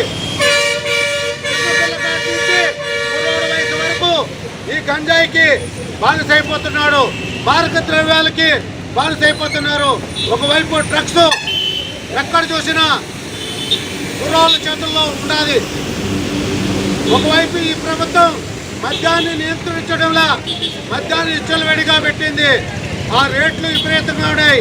ఈరోజు ఆ మద్యం తాగలేక, దానికి డబ్బు ఖర్చు పెట్టలేక, యువతకు ఉద్యోగాలు డబ్బులు లేక ఇటువంటి మార్గ ద్రవ్యాలని, గంజాయిని వ్యాపారాలు చేస్తూ కుర్రాళ్ళకి ఇది వాళ్ళకి అలవాటుగా చేసి వాళ్ళందరినీ జీవితాలతో చెలగాటు పడుతున్న ఈ గూండాల్ని, ఈ రౌడీ మూకల్ని, గంజాయి బ్యాచ్ల్ని ఈరోజు పోలీసు యంత్రాంగం ప్రభుత్వం నియంత్రించాలి. వారిపైన కఠినమైన కేసులు పెట్టాలి. అదేవిధంగా పెంచలయ్య మీద ఈ దాడి చేసి రౌడీ మూకల పైన వారికి యావజ్జీవ కారాగార శిక్ష పడే విధంగా వాళ్ళు కఠినమైన శిక్షలు పెట్టి వాళ్ళపైన చర్య తీసుకోవాలని చెప్పి రేణుగుంట సిపిఎం పార్టీ, అదేవిధంగా మహిళా సంఘం, సిఐటి అన్ని సంఘాలు కూడా ఈ సందర్భంగా డిమాండ్ చేస్తున్నామని చెప్పి తెలియజేస్తున్నాం. నడి రోడ్డు పైనే ఏదైతే అక్కడ నరికి చంపారో ఆ స్థలంలోనే తీసుకొని వచ్చి వాళ్ళని నిజంగానే వాళ్ళకు కూడా సరైనటువంటి గుణపాఠం చెప్పి వాళ్ళని శిక్షించాలని చెప్పేసి ప్రజానాట్య మండలిగా మేము డిమాండ్ చేస్తున్నాం. మిత్రులారా, ఈరోజు రాష్ట్ర ప్రభుత్వం కూడా ఎంత నిర్లక్ష్యం వహిస్తుందంటే చూడాలా, మనందరూ కూడా చూస్తున్నాం. గతంలో ఉన్న ప్రభుత్వం కానీ ఇప్పుడున్నటువంటి ప్రభుత్వం కానీ విచ్చలవిడిగా గంజాయికి అలవాటు పడినటువంటి యువతరాన్ని ఏదైతే మేము చైతన్యవంతం చేస్తున్నాం, గంజాయి పట్టిస్తున్నాం, మేము దీన్ని లేకుండా చేస్తామని చెప్తున్నటువంటి ప్రభుత్వం ఇది ఒక నిదర్శనంగా తీసుకొని దీన్ని ఇదే మీరు ఎంత మాత్రం చేశారు, విచ్చలవిడిగా ఏ విధంగా రాష్ట్ర వ్యాప్తంగా కూడా గంజాయి వ్యాపారం జరుగుతుందనడానికి ఇది నిదర్శనం అని చెప్పేసి తెలియజేస్తున్నాం. లేని పక్షంలో కూడా వాళ్ళందరినీ ఎటువంటి పరిస్థితుల్లో కూడా వాళ్ళని శిక్షించాలని చెప్పేసి మేము కోరుతున్నాం. లేని పక్షంలో ప్రజా సంఘాలన్నీ కూడా కలిసి ఉద్యమాన్ని చేపడతామని చెప్పేసి ఈ సందర్భంగా తెలియజేస్తున్నాం. మిత్రులారా, నైరుతి బంగాళాఖాతం దిత్వా తుఫాను పట్ల అప్రమత్తంగా ఉండాలని ఏపీ రాష్ట్ర విపత్తుల నిర్వహణ సంస్థ ప్రజలకు ఓ ప్రకటనలో సూచించింది. ప్రస్తుతానికి తుఫాను కారైకల్కి 100 కిలోమీటర్లు, పుదుచ్చేరికి 110 కిలోమీటర్ల దూరంలో, చెన్నైకి 180 కిలోమీటర్ల దూరంలో కేంద్రీకృతమై ఉందని తెలియజేసింది. గడిచిన 6 గంటల్లో 12 కిలోమీటర్ల వేగంతో కదిలిన తుఫాన్ 24 గంటల్లో ఉత్తర తమిళనాడు, పుదుచ్చేరి తీరాలకు సమాంతరంగా కదిలే అవకాశం ఉందని తెలుస్తోంది. ప్రకాశం, నెల్లూరు, తిరుపతి జిల్లాల్లో ప్రజలు మరింత అప్రమత్తంగా ఉండాలని విపత్తుల నిర్వహణ సంస్థ ఎండీ ప్రఖర్ జైన్ విజ్ఞప్తి చేశారు. దిత్వా తుఫాను కారణంగా జిల్లా వ్యాప్తంగా డిసెంబర్ 1వ తేదీ సోమవారం నిర్వహించే ప్రజా సమస్యల పరిష్కార వేదిక PGRS కార్యక్రమాన్ని రద్దుపరచడం జరిగిందని తిరుపతి జిల్లా కలెక్టర్ డాక్టర్ ఎస్ వెంకటేశ్వర్ ఓ ప్రకటనలో తెలియజేశారు. అన్ని జిల్లా, డివిజన్, మండల స్థాయి అధికారులు దిత్వా తుఫాను కారణంగా సహాయక చర్యల్లో ఉన్నందువల్ల ప్రజలెవరికీ ఇబ్బంది కలగకుండా ఉండేందుకు గాను సోమవారం నాటి ప్రజా సమస్యల పరిష్కార వేదిక కార్యక్రమాన్ని జిల్లా వ్యాప్తంగా రద్దు చేశామన్నారు. ఈ అంశాన్ని ప్రజలందరూ గమనించి జిల్లా, రెవెన్యూ, మండల కేంద్రాలకు వెళ్లరాదని కలెక్టర్ ఓ ప్రకటనలో తెలియజేశారు. ప్రధానమంత్రి నరేంద్ర మోదీ ప్రతి నెలా నిర్వహిస్తున్న మన్ కీ బాత్ కార్యక్రమం ప్రపంచ దేశాలకు స్ఫూర్తిదాయకంగా నిలుస్తోందని బీజేపీ సీనియర్ నాయకులు గుండాల గోపీనాథ్ రెడ్డి అన్నారు. ఆదివారం జరిగిన మన్ కీ బాత్ కార్యక్రమాన్ని బీజేపీ సీనియర్ నాయకులు గుండాల గోపీనాథ్ రెడ్డి ఆధ్వర్యంలో బీజేపీ నాయకులు వీక్షించారు. ఈ సందర్భంగా వారు మాట్లాడుతూ ప్రధానమంత్రి నరేంద్ర మోదీ మనసులోని భావాలను తెలియజేస్తూ దేశంలోని అన్ని ప్రాంతాల ప్రజలతో ప్రత్యక్షంగా మాట్లాడే మన్ కీ బాత్ కార్యక్రమానికి దేశవ్యాప్తంగా మంచి ఆదరణ లభించిందన్నారు. ప్రతి నెల చివరి ఆదివారం జరిగే మన్ కీ బాత్ కార్యక్రమాన్ని తప్పకుండా తాము వీక్షిస్తున్నామని, ప్రధానమంత్రి కొత్త విషయాలను తెలియజేస్తున్నారని తెలియజేశారు. మన్ కీ బాత్ కార్యక్రమం స్ఫూర్తిదాయకమంటున్నారు. ఈ కార్యక్రమంలో బీజేపీ సీనియర్ నాయకులు గుండాల గోపీనాథ్ రెడ్డితో పాటు పురోహితులు సురేష్ స్వామి, తొండమనాటి సుబ్రహ్మణ్యం రెడ్డి, చెంగల్రాయాచారి, విగ్రహాల కళ్యాణి, లోకా ప్రభాకర్ నాయుడు, లక్ష్మయ్య, అన్నారెడ్డి రాజశేఖర్ రెడ్డి, వెంకటరత్నం, చెంగల్రాయలు, లోకనాథం తదితరులు పాల్గొన్నారు. మన గౌరవ ప్రధాని నరేంద్ర మోడీ గారు ప్రతి నెల చివరి ఆదివారం మన్ కీ బాత్ కార్యక్రమం డిడి ఛానల్లో ఉదయం 11 నుంచి 11:30 వరకు హిందీలో, 11:30 నుంచి 12 వరకు తెలుగులో వస్తుంది. మేము ఇది స్టార్ట్ చేసినప్పటి నుంచి ప్రతి నెల చివరి ఆదివారం దీన్ని చూస్తున్నాము. ప్రధాని నరేంద్ర మోడీ గారు మనకి దేశంలో జరుగుతున్న అన్ని విషయాలను మనకి దీనిలో పాలు పంచుకుంటున్నారు. వివిధ రంగాల్లో ప్రతిభ కనబరిచిన వారిని ప్రధాని గారు టెలిఫోన్లో వాళ్ళతో మాట్లాడి వాళ్ళని అభినందిస్తున్నారు. అందువల్ల మనం అందరూ ముఖ్యంగా ఈరోజు కూడా మన్ కీ బాత్ కార్యక్రమంలో మంచి విషయాలు మనకు తెలియపరిచారు. ఆధ్యాత్మిక విషయాలు కానీ, అలాగే క్రీడా రంగంలో మనం క్రీడా రంగంలో మన మహిళలకు ప్రతిభ కనపరిచి మన ప్రపంచ కప్ తీసుకొచ్చారు. అలాగే అన్ని రంగాల్లో కూడా మనం ముందున్నాము. ముఖ్యంగా స్వదేశీ వస్తువుల్ని మనం వాడాలి. మన దేశ అభివృద్ధికి మనం తయారు చేసిన వస్తువులు మనమే వాడితే అది చాలా ఉపయోగంగా ఉంటుంది. అలాగే ఈ శీతాకాలంలో మన దేశంలోనే ఎక్కువ ప్రదేశాలు మంచుతో కూడిన పిక్నిక్ స్పాట్ ప్రదేశాలు ఉన్నాయి. హిమాలయాలు కానీ, అలాగే కేదార్నాథ్, ఇలాంటి ప్రదేశాలను కూడా మనము బాగా అభివృద్ధి చేస్తున్నారు మన గౌరవ ప్రధాని నరేంద్ర మోడీ. ఇవన్నీ కూడా మనం చూడాలి. మన దేశ అభివృద్ధికి మనం అందరూ పాటుపడాలి. ప్రతి ఒక్కరూ ఈ చివరి ఆదివారం మన్ కీ బాత్ను చూడాలని నేను తప్పకుండా ప్రజలకు అందరికీ విజ్ఞప్తి చేస్తున్నాను. జై శ్రీరామ్.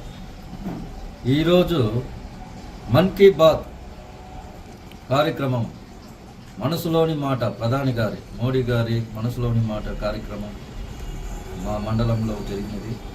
దీన్ని మా మండల కార్యకర్తలు, సీనియర్ నాయకులు, ప్రధాన కార్యదర్శులు అందరూ వీక్షించడం జరిగింది. దీంట్లో మోడీ గారు ప్రత్యేకంగా క్రీడా ప్రతిభ వాళ్ళని గుర్తించి, వాళ్ళకి గౌరవం ఇచ్చి, వాళ్ళని భుజం తట్టి మన దేశానికి గౌరవప్రదంగా ఉండాలని కోరుకుంటూ వాళ్ళని సత్కరించడం జరిగింది. అదే పక్షంగా మన హిందూ ధర్మం, హైందవ ధర్మం, మన రామాలయం జెండా ఆవిష్కరణ, ధ్వజస్తంభ జెండా ఆవిష్కరణ చేయడం జరిగినది. ఇట్లు మన దేశానికి ప్రాధాన్యత ఇచ్చే ప్రతి ఉన్నతమైన కార్యక్రమాన్ని మన మోడీ గారు జనాలకి తెలియజేసి మన దేశాన్ని అభివృద్ధి పాఠంలో నడపాలని కోరుకుంటూ సెలవు. ఇప్పుడు కాసేపు ప్రకటనలు. చదలవాడ దంత వైద్య కళాశాల మరియు సూపర్ స్పెషాలిటీ ఆసుపత్రిలో అత్యాధునిక దంత వైద్య సేవలు అందుబాటులోనికి తెచ్చారు. అన్ని దంత సమస్యలకు ఒకే చోట పరిష్కారం. అన్ని రకాల వైద్య సేవలు అందుబాటులో ఉన్న ప్రాంగణం చదలవాడ దంత వైద్యశాల. అనుభవజ్ఞులైన వైద్యులచే అందమైన చిరునవ్వు కోసం ఆధునిక దంత వైద్యం. పిప్పి పళ్లకు, రూట్ కెనాల్, చిగురువాపు వ్యాధులకు అత్యాధునిక చికిత్స. ఎత్తుపళ్ళు, వంకర పళ్ళు, రంగుమారిన పళ్లకు ప్రత్యేకమైన వైద్య బృందంచే చికిత్స. అంతేకాకుండా చదలవాడ విద్యా సంస్థల్లో రాయలసీమలోనే ఆర్కిటెక్చర్ కోసం మొట్టమొదటి private college Chadalavada Aruna school of architecture. అత్యుత్తమ ఇన్ఫ్రాస్ట్రక్చర్ కలిగి సమర్థవంతమైన టీచింగ్ స్టాఫ్తో విద్యార్థులకు ప్రాక్టికల్స్తో కూడిన విద్యా బోధన చదలవాడ అరుణ స్కూల్ ఆఫ్ ఆర్కిటెక్చర్లో. సంప్రదించండి. చదలవాడ కృష్ణతేజ దంత వైద్య కళాశాల, రేణిగుంట రోడ్, తిరుపతి. తిరిగి వార్తల్లోకి స్వాగతం. చిగోరా ఆధ్యాత్మిక సేవా కేంద్రంలో గురజాడ అప్పారావు వర్ధంతి మరియు భగవద్గీత జయంతి సందర్భంగా గీతాపారాయణం కార్యక్రమాలు ఘనంగా నిర్వహించారు. తిరుపతి శ్రీ కోదండరామాలయ దక్షిణమాడ వీధిలో గల చిగోరా ఆధ్యాత్మిక సేవా కేంద్రంలో వ్యవస్థాపకులు చిత్రపు హనుమంతరావు ఆధ్వర్యంలో గురజాడ అప్పారావు వర్ధంతి సందర్భంగా ఆయన చిత్రపటానికి పుష్పాంజలి ఘటించి ఘనంగా నివాళులర్పించారు. ఈ సందర్భంగా గురజాడ అప్పారావు సమాజానికి చేసిన సేవలను స్మరించుకున్నారు. సంఘ సంస్కర్త, నాటకకర్త శ్రీ గురజాడ అప్పారావు గారి 110వ వర్ధంతి సందర్భంగా ఈరోజు రాములవారి గుడి దక్షిణమాడ వీధిలోని చిగోరా ఆధ్యాత్మిక సేవా కేంద్రం వద్ద ప్రముఖుల కలయికతో వారి చిత్రపటానికి ఘనంగా పుష్పాంజలి ఘటించి వారిని స్మరించుకోవడం జరిగింది. వారు తెలుగు వాడుక భాషలో నాటకాలు రచించి సమాజాన్ని ప్రభావితం చేసి సంఘ సంస్కర్తగానే పేరుగాంచి దేశమంటే మట్టి కాదు ఈ దేశమంటే మనుషులై మంచి అన్నది పెంచుమన్న అనేటువంటి గీతంతో ప్రభావితం చేసినటువంటి మహానుభావులు. వారి ఈ 110వ వర్ధంతి సందర్భంగా ఈ రాములవారి దక్షిణమాడ వీధిలోని చిగోరా ఆధ్యాత్మిక సేవా కేంద్రం వద్ద వారి చిత్రపటానికి ఘనంగా పుష్పాంజలి ఘటించారు. అలాగే భగవద్గీత జయంతి సందర్భంగా నిర్వహించిన గీతా పారాయణంలో భక్తులు పాల్గొని పారాయణం చేశారు. భగవద్గీతలోని అధ్యాయాలను పారాయణం చేసి శ్రీకృష్ణ భగవానునికి కర్పూర నీరాజనాలు సమర్పించారు. అనంతరం ప్రసాద వితరణ చేశారు. ఈ కార్యక్రమాల్లో చిగోరా ఆధ్యాత్మిక సేవా కేంద్రం వ్యవస్థాపకులు చిత్రపు హనుమంతరావు, బీజేపీ సీనియర్ నాయకులు మరియు రాయలసీమ రంగస్థల chairman Gundala Gopinath Reddy, CRK Seshagirirao, doctor Rajyalakshmi, Thondamanati Subrahmanyam Reddy, Dharmachari, Bhagavatula Jayalakshmi, Leelavathi తదితరులు పాల్గొన్నారు. ఈరోజు చిగోరా ఆధ్యాత్మిక సేవా కేంద్రంలో సామూహిక భగవద్గీత పారాయణ కార్యక్రమం మహిళల చేత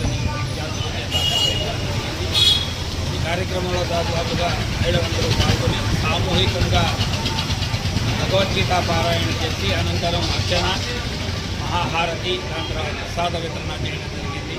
ప్రతి ఒక్కరూ కూడా భగవద్గీతను ఇంట్లో ఉంచుకోవడమే కాకుండా ప్రతి ఒక్కరూ ప్రతిరోజు ఒక శ్లోకం చదివి దాని అర్థం తెలుసుకుంటే పరమార్థం ఉంటుంది. జీవిత సత్యాలు ఎన్నో ఉన్నటువంటి చెప్పేటువంటి భగవద్గీతను ప్రతి ఒక్కరూ చదివి ఆచరించాలని కోరుకుంటూ భగవద్గీత కృష్ణమానవాత్మకి కృష్ణం వందే జగద్గురు. మన్ కీ బాత్ 128వ ఎపిసోడ్ను శ్రీకాళహస్తిలోని బీజేపీ పార్టీ కార్యాలయంలో బీజేపీ రాష్ట్ర ఉపాధ్యక్షులు కోలా ఆనంద్ మరియు బీజేపీ నాయకులు వీక్షించారు.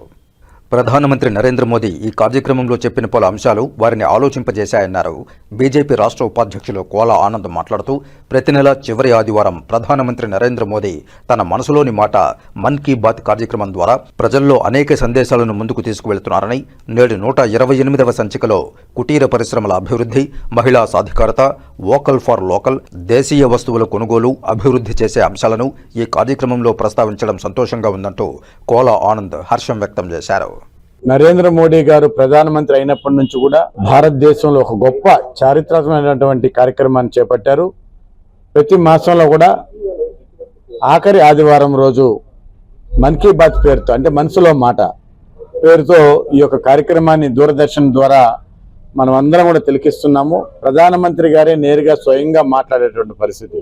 ఈ దేశంలో ఉన్నటువంటి చేతి వృత్తుల వారందరూ కూడా ఆయా రంగాల్లో నైపుణ్యం చెందిన వ్యక్తులతో ఆయనే స్వయంగా మాట్లాడి మరి ఇంకా కూడా ఏదైతే మనం వోకల్ ఫర్ లోకల్ ఈ రోజు నడుస్తున్నటువంటి పరిస్థితి ఏంటంటే భారతదేశంలో దేశీ వస్తువులనే కొనాలి, దేశీ వస్తువులనే వాడాలి, విదేశీ వస్తువులను బహిష్కరించాలా అన్న నినాదంతో ఈరోజు ఈ కార్యక్రమాన్ని ఈరోజు ఎపిసోడ్ 128వ ఎపిసోడ్ ఏదైతే ఉందో ఈరోజు ఈ కార్యక్రమంలో నరేంద్ర మోడీ గారు ఆయన తెలియజేయడం జరిగింది.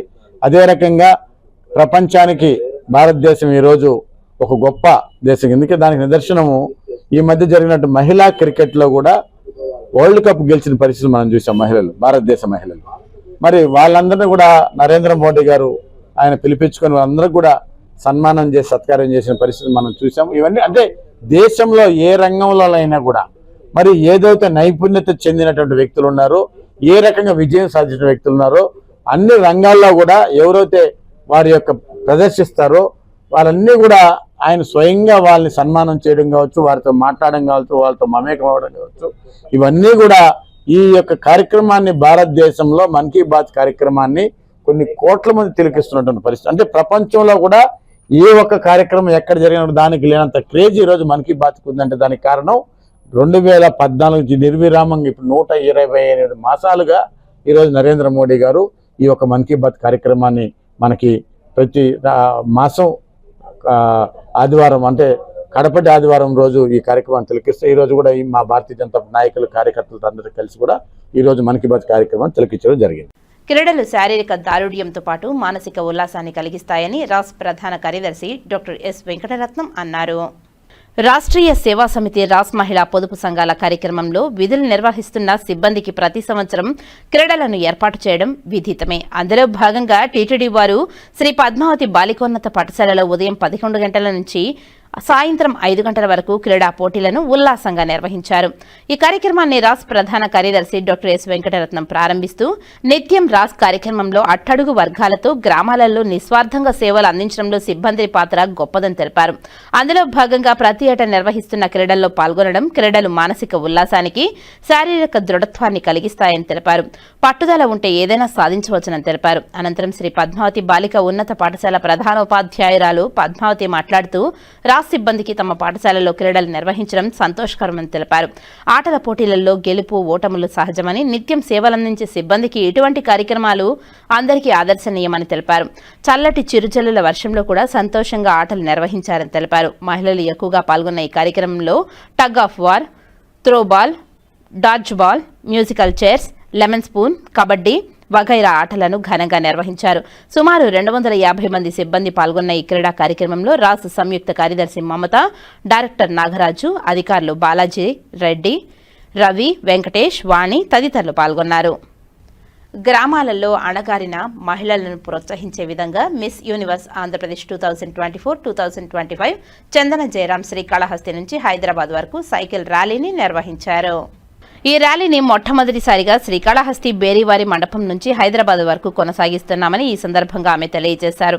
ఈ ర్యాలీని బీజేపీ రాష్ట్ర ఉపాధ్యక్షుడు కోల ఆనంద్ జెండా ఆవిష్కరించి ప్రారంభించారు. ఈ కార్యక్రమంలో శ్రీకాళహస్తిలోని గురుకుల పాఠశాల విద్యార్థినులు పాల్గొని మహిళా సాధికారితకై మిస్ యూనివర్స్ ఆంధ్రప్రదేశ్ చేపట్టిన సైకిల్ ర్యాలీకి అభినందనలు తెలియజేస్తూ స్వాగతం పలికారు. మిస్ యూనివర్స్ ఆంధ్రప్రదేశ్ 2024-25 చందన జయరాం మాట్లాడుతూ శ్రీకాళహస్తి పవిత్ర భూమి నుండి మా బైకర్లను బీజేపీ రాష్ట్ర ఉపాధ్యక్షుడు కోల ఆనంద్ ఫ్లాగ్ ఆఫ్ చేయడం మాకు గర్వకారణమని తెలిపారు. తాను కుప్పంలో ఓ చిన్న గ్రామం నుండి మిస్ యూనివర్స్ ఆంధ్రప్రదేశ్ గా తన స్వశక్తితో ఎదిగానని, నేను ఎప్పుడూ ఫిట్నెస్ పట్ల ఆకర్షితురాలని తెలిపారు. 2020లో నా ఆరోగ్యంపై దృష్టి పెట్టాలని నిర్ణయించుకున్నామని, క్రమశిక్షణతో 10 నెలల్లో 20 కిలోల బరువు తగ్గానని తెలియజేశారు. ఆ మార్పు నా ధైర్యాన్ని, ఆత్మవిశ్వాసాన్ని, మానసిక శక్తిని పెంచిందని, ఫిట్నెస్ శరీరాన్నే కాదు మైండ్ సెట్ ని కూడా మార్చగలుగుతుందని తెలియజేశారు. అదేవిధంగా ఉమ్మడి ఆంధ్రప్రదేశ్లో మహిళల్లో దాగి ఉన్న నైపుణ్యాన్ని వెలికి తీసే విధంగా ఈ సైకిల్ ర్యాలీ నిర్వహించబడుతుందని తెలిపారు. మహిళలు వారి ఆత్మవిశ్వాసంతో ఏమన్నా సాధించగల దృఢ సంకల్పం గల వ్యక్తులని, వారిని గుర్తించి ఉత్తేజపరిచే విధంగా ఈ ర్యాలీ నిర్వహించబడుతుందని తెలియజేశారు. మహిళల్లో ఉన్న ఆత్మవిశ్వాసాన్ని పెంపొందించడమే విధంగా ఈ ఫిట్ ఇండియా ఉద్యమం క్యాంపెయినింగ్ నిర్వహించబడుతుందని, దీన్ని ప్రతి ఒక్కరూ స్వాగతించాలని కోరారు. మహిళా సాధికారితకై ప్రధానమంత్రి నరేంద్ర మోదీ చేస్తున్న సంక్షేమ పథకాలకు ఆమె అభినందనలు తెలియజేశారు. శ్రీకాళహస్తి పట్టణం నుంచి హైదరాబాద్ వరకు అంటే 600 కిలోమీటర్లు సైక్లింగ్తో చందన జయరాం గారి యొక్క నేతృత్వంలో మా చిత్తూరు జిల్లా వాస్తవ్యులు, కుప్పం వాస్తవ్యులు, వారి తల్లిదండ్రులు పూర్తి సహాయ సహకారాలతో వారి టీం, సైక్లింగ్ టీం, అదే రకంగా ఈ కార్యక్రమం నిర్వహిస్తున్నటువంటి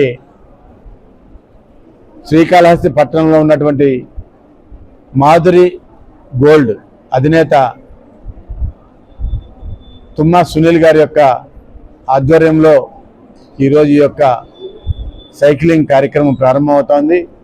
చాలా సంతోషం, ఎందుకంటే గర్ల్స్ ఉమెన్స్లో ఒక మంచి ఇన్స్పిరేషన్ ఇది. ఎందుకంటే చందన గారు చెప్పినట్టు ఆంధ్ర రాష్ట్రంలో చాలా తక్కువ ఉంది సార్.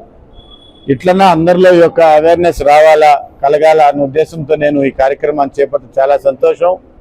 ఒక మంచి కార్యక్రమానికి ఈరోజు భారతదేశంలో మహిళలకు ఉన్నటువంటి గౌరవం, మన ప్రధాని నరేంద్ర మోడీ గారు ఫిట్ ఇండియా కార్యక్రమంతో తీసుకున్నటువంటి నిర్ణయం ఏదైతే ఉందో చాలా హర్షదాయకం. ఎందుకంటే ప్రతి ఒక్కరూ దానికి నిదర్శనంగా మన ముఖ్యమంత్రి చంద్రబాబు నాయుడు గారు వైజాగ్ నగరంలో కూడా ఈ సంవత్సరం జూన్ 21న యోగా డే కూడా ప్రపంచ యోగా డేని వైజాగ్ నగరంలో నిర్వహించడం జరిగింది. లక్షల మంది 3 లక్షల పైచిలకు యోగాలో పాల్గొనడం జరిగింది. దాన్ని భారతదేశమే కాదు ప్రపంచం అంతా కూడా ఒక ఆదర్శంగా తీసుకొని ఈరోజు నరేంద్ర మోడీ గారు ప్రధానమంత్రి అయినప్పటి నుంచి కూడా, మరి ఆయన మొట్టమొదటిగా 2014 ప్రధానమంత్రి అయితే జూన్ 21న ప్రారంభించారు యోగా ప్రపంచ యోగా డే అని, జూన్ 21. మరి దీని ప్రపంచం అంతా కూడా ఈరోజు యోగా ప్రపంచంలోకి వెళ్ళిపోయింది. మరి మన ఆరోగ్య రీత్యా, మన యొక్క ఫిట్నెస్ రీత్యా ఇవన్నీ కూడా ఉండాల్సిన అవసరం ఉంది. కాబట్టి మరి దానికి తగ్గట్టు ఈరోజు చందనా జయరాం గారు ఒక ఇన్స్పిరేషన్ కూడా ప్రతి ఒక్కరు కూడా మహిళలందరూ కూడా స్వీకరించాల్సిన అవసరం ఉంది. ఖచ్చితంగా అమ్మ నీ యొక్క కోరిక ఫలిస్తుంది. మా భగవంతుడు శ్రీకాళహస్తీశ్వరుడు వాయులింగేశ్వరుడు యొక్క ఆశీస్సులతో నువ్వు ఈ కార్యక్రమాన్ని దిగ్విజయంగా నిర్వహిస్తావు.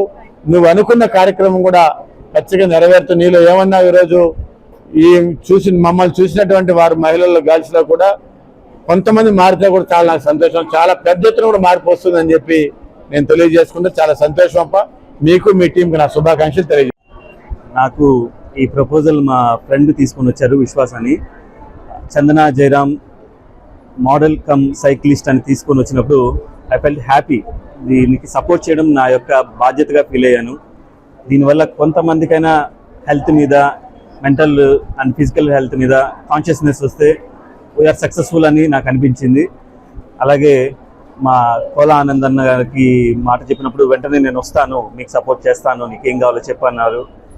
థ్యాంక్ యూ అండి, thank you very much. And Chandana Jayaram తన మోటివేషన్, ఒక్క అమ్మాయి మారినా కూడా నన్ను చూసి నాకు చాలా ఆనందంగా ఉంటుందని అన్నారు. వెరీ నైస్ అండి.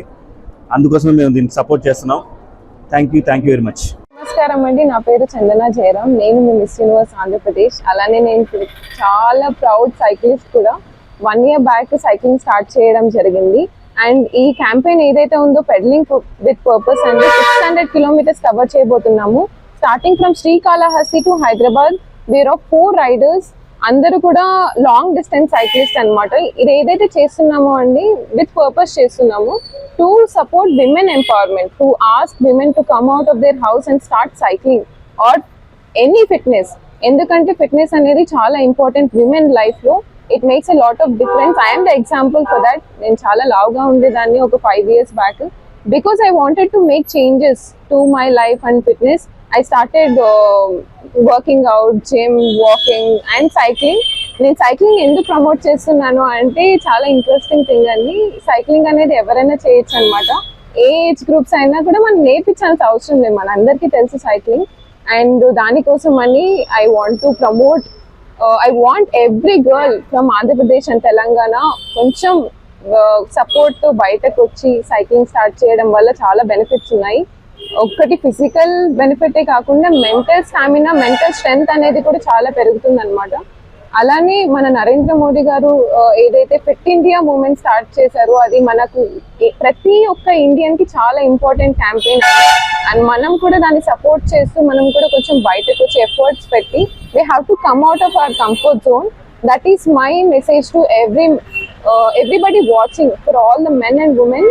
మెన్ ఎస్పెషల్లీ మీరు కొంచెం విమెన్ కి ఇంట్లో సపోర్ట్ చేస్తే వాళ్ళు ఎక్కడికో వెళ్ళే ఛాన్సెస్ ఉన్నాయన్నమాట. దానికి నేనే ఎగ్జాంపుల్. నేను ఒక చిన్న ప్రాంతం విలేజ్ నుంచి వచ్చాను, కుప్పంలో. And my father Jayaram Reddy garu and my mom Geethamma, their both are farmers. But because they supported me, I am here at the moment, becoming a fashion model and becoming a Miss Universe Andhra Pradesh. అలానే కొంచెం support ఇస్తే ఏదైనా చేయగలరు women, because we are strong, we are fighters.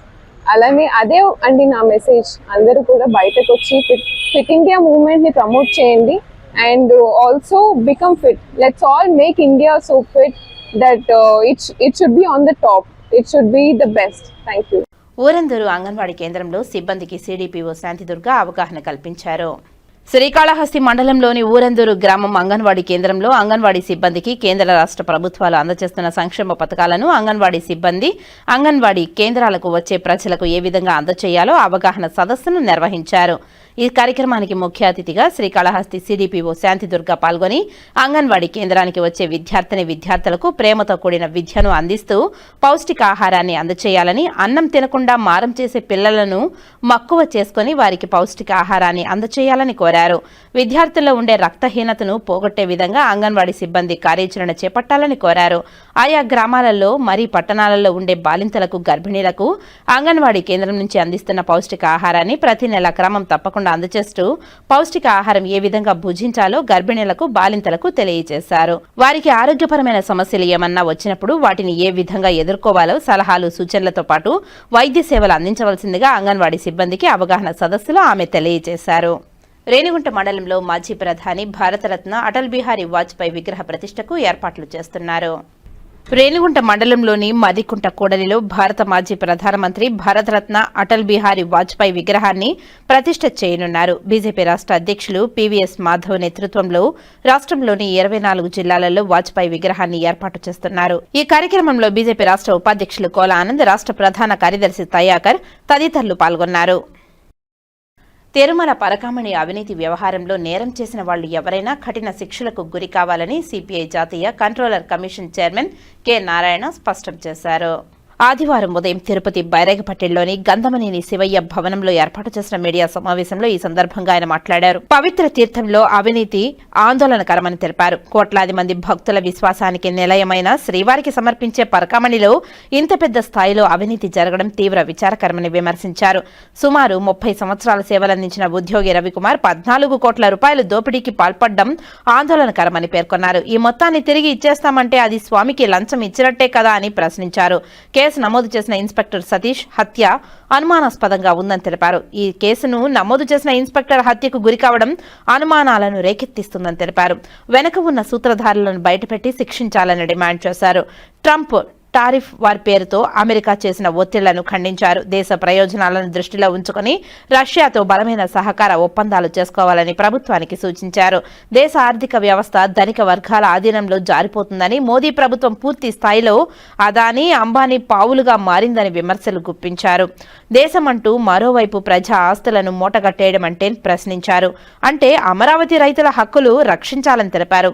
Amaravati భూసేకరణలో అనేక అనుమానాలు ఉన్నాయని, గ్రామాల వారీగా పట్టాలు, లబ్ధిదారుల వివరాలపై పూర్తి పారదర్శకంగా అవసరమని కోరారు. నిజంగా ఇవ్వబడ్డ 10 ఏళ్ల నెంబర్లను చెప్పలేని స్థితి ఎందుకొచ్చిందని ప్రశ్నించారు. రైతులు భూములు, హక్కులు, భవిష్యత్తు రక్షించడం ప్రభుత్వ ధర్మమని గుర్తు చేశారు. పరిహారం, పునరావాస హామీల అమలుకు సమగ్ర రోడ్ మ్యాప్ ప్రకటించాలని డిమాండ్ చేశారు. ఈ విలేకరుల సమావేశంలో సిపిఐ జిల్లా కార్యదర్శి మురళి, జిల్లా కార్యవర్గ సభ్యులు చెన్నం పెంచలయ్య తదితరులు పాల్గొన్నారు. ఆల్రెడీ ప్రెస్లో వస్తూ ఉంది, కానీ నాకెందుకు చాలా సీరియస్గానే దీన్ని ఫీల్ అవ్వాల్సిన ఏర్పడుతూ ఉంది. కొంతమంది క్యాజువల్గా తీసుకుంటున్నారు. అది పరకామణి జరిగినటువంటి చోరీ. అది కోట్లాది భక్తులు తలనీలాలతో సహా దేవుడి భక్తి కోసం డొనేట్ చేస్తారు. కొంతమంది పేదవాళ్ళు వస్తారు, వాళ్ళు తలనీలాలు వదులుకొని చెవులు, కమ్మలు, ముక్కులు ఎదుట అంతా తీసేసి దాన్ని చేస్తారు. అంటే నిలువు దోపిడీ అన్నట్టుగా అదొక భక్తికరంగా వెంట్రుకలతో పాటు చిన్న ముక్కు పళ్ళు, కమ్మలు, చైన్స్ ఏదుంటే అదే చేస్తారు. అంత భక్తిభావాలతో డెడికేట్ అయినటువంటి వెంట్రుకలు కూడా చాలా కాస్ట్లీ. మీరు లెక్కలు తీయండి, సంవత్సరానికి ఒకసారి వేలం వేస్తారు. కొన్ని కోట్ల రూపాయలు వస్తాయి ఆ వెంట్రుకల వ్యాపారం కూడా. అది చైనాకి ఎక్స్పోర్ట్ చేస్తారు. అలాంటి భక్తులు కోట్లాది మంది కాంట్రిబ్యూట్ చేస్తుంటే ఆ నిధిని దొంగిలించేటువంటి పని మొదలుపెట్టారు. పరకామణి అంటే లెక్కలు పెట్టుకుని చూసుకునేది. దాని నుంచి కోట్లాది రూపాయలు తీసుకెళ్ళని చెప్పేసి బయటపడతా ఉంది. అతని పేరు రవికుమార్. అంటే దాదాపు 30 ఏళ్ళుగా దానిలో పనిచేస్తున్నాడు. రోజుకు అంత బంగారం లేదంటే విదేశీ కరెన్సీ తీసుకెళ్తే సరిపోతుంది. ఆ చివరికి ఒక సిఐ అతని పేరు సతీష్ కుమార్ రెడ్డి దాన్ని పట్టుకొని కేసు పెట్టాడు, ఎఫ్ఐఆర్ నాశ చేశాడు. ఎప్పటి నుంచి జరుగుతుంది 30 ఏళ్ళుగా, అప్పుడు పట్టుకున్నాడు. అతన్ని తీసుకెళ్ళి పట్టుకున్నాడు కాబట్టి ఎఫ్ఐఆర్ చేశాడు కాబట్టి ఏం చేశారు, మొత్తాన్ని తీసుకెళ్ళి ట్రాన్స్ఫర్ చేసి రైల్వే శాఖ పడేశారు. తెలిసిన తర్వాత ఏం చేశారు, దాన్ని అప్పుడున్నటువంటి ఈఓ ధర్మారెడ్డి, తర్వాత chairman, member, MLA member Karunakar Reddy, వీళ్ళంతా కలిసి రాజీ చేశారు. ఇది బొట్టుపల్లి పంచాయతీ. ఇదేమన్నా దేవుడు సొమ్ముని అపహరించిన వాడిని పట్టుకొని రాజీ చేసి, నువ్వు ఇంత దొంగలించావు కాబట్టి ఇంత సుమారుగా దాదాపు 14 కోట్ల రూపాయలు విలువైనటువంటి ఆస్తిని తిరిగి టీటీడీకి ఇవ్వమని చెప్పి మేము రికవర్ చేసామని చెప్పి చెప్పుకుంటున్నారు. సిగ్గుండా అలా కొంచెం అన్నా రికవర్ చేసినామని చెప్పుకునేవాడు ఎవరో తెలియదు, కానీ అతను నిజంగానే ఉరిదీయాల. రికవర్ చేయడం ఏంటి? దేవుడు సొమ్మును దొంగిలించామని పట్టుకొని కేసు పెట్టి అది చేయకుండా రికవర్ చేసుకొని కేసు విముక్తి చేసి పట్టుకొని సీఐని ట్రాన్స్ఫర్ చేసి పారేస్తే ఇంతకన్నా మీకు ఘోరమే ఉంది. అంటే దేవుడికి లంచం ఇచ్చారా? 14 కోట్ల రూపాయలు వారి దగ్గర దేవుడికి లంచం ఇచ్చారా? అంటే లంచాలు తీసుకుంటారు దేవుడు కూడా. ఇది చాలా ఘోరమైన విషయం. అది ఎప్పుడు బయటపడింది? అదే టీడీపీ గవర్నమెంట్ ఉంటే ఏమైండేది కదేమో. వైసీపీ గవర్నమెంట్, ఇది జరిగింది వైసీపీ గవర్నమెంట్లో జరిగింది. కోర్టుకు పోయింది, జ్యుడిషియల్ పట్టుకుంది. మీరు రాజకీయానికి మీరెవరయా, మీకేం హక్కులు ఉంది అని చెప్పని కోర్టు పట్టుకోవడం వల్ల బయటపడింది. లేకపోతే బయటపడేది కాదు. ఆ విధంగా న్యాయస్థానానికి అభినందన తెలియజేయాలి. అది నష్టానికి నడవకూడదు. దీనికి సీరియస్ పనిష్మెంట్ లేకుండా రాజీ మార్గంగా బట్టిపోలు పంచాయతీ చేయడం మొదలు పెడితే దేవస్థానం యొక్క ప్రతిష్ట పోతుంది. పైపెచ్చు దానిలో పాల్గొన్నవాళ్ళు ఎవరైనా కానీ, పెద్దవాళ్ళనే కానీ, వాళ్ళ మీద తీవ్ర క్రిమినల్ చర్యలు తీసుకుని కోరుతున్నారు. ముఖ్యంగా రికవరీ చేసామని ఎవరు చెప్పాడు, ఎవరు నాకు పేరు తెలియదు, ప్రకటన వచ్చిందట. ఎమ్మెల్యే పేరు చెప్తున్నారు, ఆనట్ ఎమ్మెల్యే పేరు చెప్తున్నారు. నేను రికవర్ చేస్తానని చెప్పినటువంటి గర్వంగా చెప్పిన అతను వ్యక్తులు ఉన్నాయి. అతను నెంబర్ 1 క్రిమినల్. దాని మీద యాక్షన్ తీసుకోవడం ఒకటి. ఇప్పుడు ఏమైంది, కోర్టులో వచ్చేకాడికి ఆ సర్కిల్ ఇన్స్పెక్టర్ ఎఫ్ఐఆర్ పెట్టాడు, అతన్ని పిలిచారు, సిట్ విచారణ చేసింది. ఇప్పుడు అతను బతికుంటే ముద్దాయిలు అవుతారు వీళ్ళు. అతను నాటకంగా చంపేశారు. ఎవరు చంపారో తెలియదు, ఎట్లా తెలియదు, మొత్తం చనిపోయాడు. కాబట్టి ఇప్పుడు కేసుకి ఆధారాలు పోయినాయి. అంటే ఇది ఎక్కడ నమూనా? ఇది అమిత్ షా రాష్ట్ర హోమ్ మినిస్టర్గా ఉన్నప్పుడు ఒక హత్యా నేరం కేసులో ఇరుక్కున్నాడు. అప్పుడు హైకోర్టు అతని రాష్ట్ర బహిష్కరణ చేస్తూ విచారణకు ఆదేశించింది. విచారణకు ఆదేశిస్తే సిబిఐ డైరెక్టర్ లోయా, జస్టిస్ లోయా, అతన్ని ఎంక్వైరీ కమిషన్గా వేశారు. ఈ లోపల ఏమైంది, ఆ కేసు సంబంధించిన సాక్షులు చనిపోయారు, చంపబడ్డారు. డిఫెన్స్ చేసే లాయర్ని చంపబడ్డారు, అధికారుల్ని చంపబడ్డారు. జస్టిస్ లోయా ఫైనల్ జడ్జిమెంట్ ఇవ్వాలా, అతన్ని కూడా చంపేశారు. అంటే దాదాపు 12 మందిని చంపితే తప్ప అమిత్ షా గారు నిర్దోషిగా ప్రకటించబడలేదు. అది సిస్టమ్, అది ఫ్యాక్ట్. అప్పుడు దాకా ఆయన ముద్దాయే. ఇప్పుడు సాక్షి చెప్పేవాళ్ళు లేరు కాబట్టి పోయింది. అదే తరహాలోనే ఈ పరకామణి దొంగలు కూడా చేసిన వాళ్ళు అట్లాంటివే చేస్తున్నారు. సిఐ గారిని బతుకుంటే మొత్తం బయటకు వస్తుంది కాబట్టి అతను ఫినిష్ చేద్దాం అనుకున్నారు. అమిత్ షా ఆదర్శంగా తీసుకున్నారు, వీళ్ళు చంపేశారు. కాబట్టి ఇప్పుడు పరకామణిలో జరిగేటువంటి దొంగతనమే కాకుండా, భక్తులను మోసం చేసేటువంటి తీవ్రమైన తప్పిదమే కాకుండా అతను చంపబడ్డాడే, దీనికి మూల కారణం ఈ కేసుల్లో ఉన్నటువంటి ప్రముఖులే. వీళ్ళకి సంబంధించి కాకుండా ఇంకెవరికి ఉంటుంది అని ట్రయల్ వేశారు. అతను పడిపోతే ఎంత దూరంలో పడిపోతాడు, విసిరేస్తే ఎంత దూరంలో పడిపోతాడు చెప్పేసి ట్రయల్స్ వేశారు. నేను కూడా చూసా వీడియోస్ని. అంత వేయాల్సిన పనిలే. అతను స్ట్రాంగ్ పర్సన్, అతను పోయి దూకేస్తాడా, పడిపోతాడా? కాబట్టి ఇవన్నీ ప్లాన్ ప్రకారం హతమార్చడం, దాన్ని సూసైడ్గా చేయడం, ఇది ఒకటి. సూసైడ్ ఎవరు పట్టించారు? మళ్ళీ నేను విన్నది ఏంటంటే అతను ఆత్మహత్య చేసుకున్నాడని చెప్పేసి ఒక ప్రముఖ మాజీ ఎమ్మెల్యే చెప్పినట్టు వింటున్నాను నేను. ఆయనకంత తెలిసింది అది. కాబట్టి ఇది పెద్ద సీరియస్ వెరిగేషన్స్ ఇవి.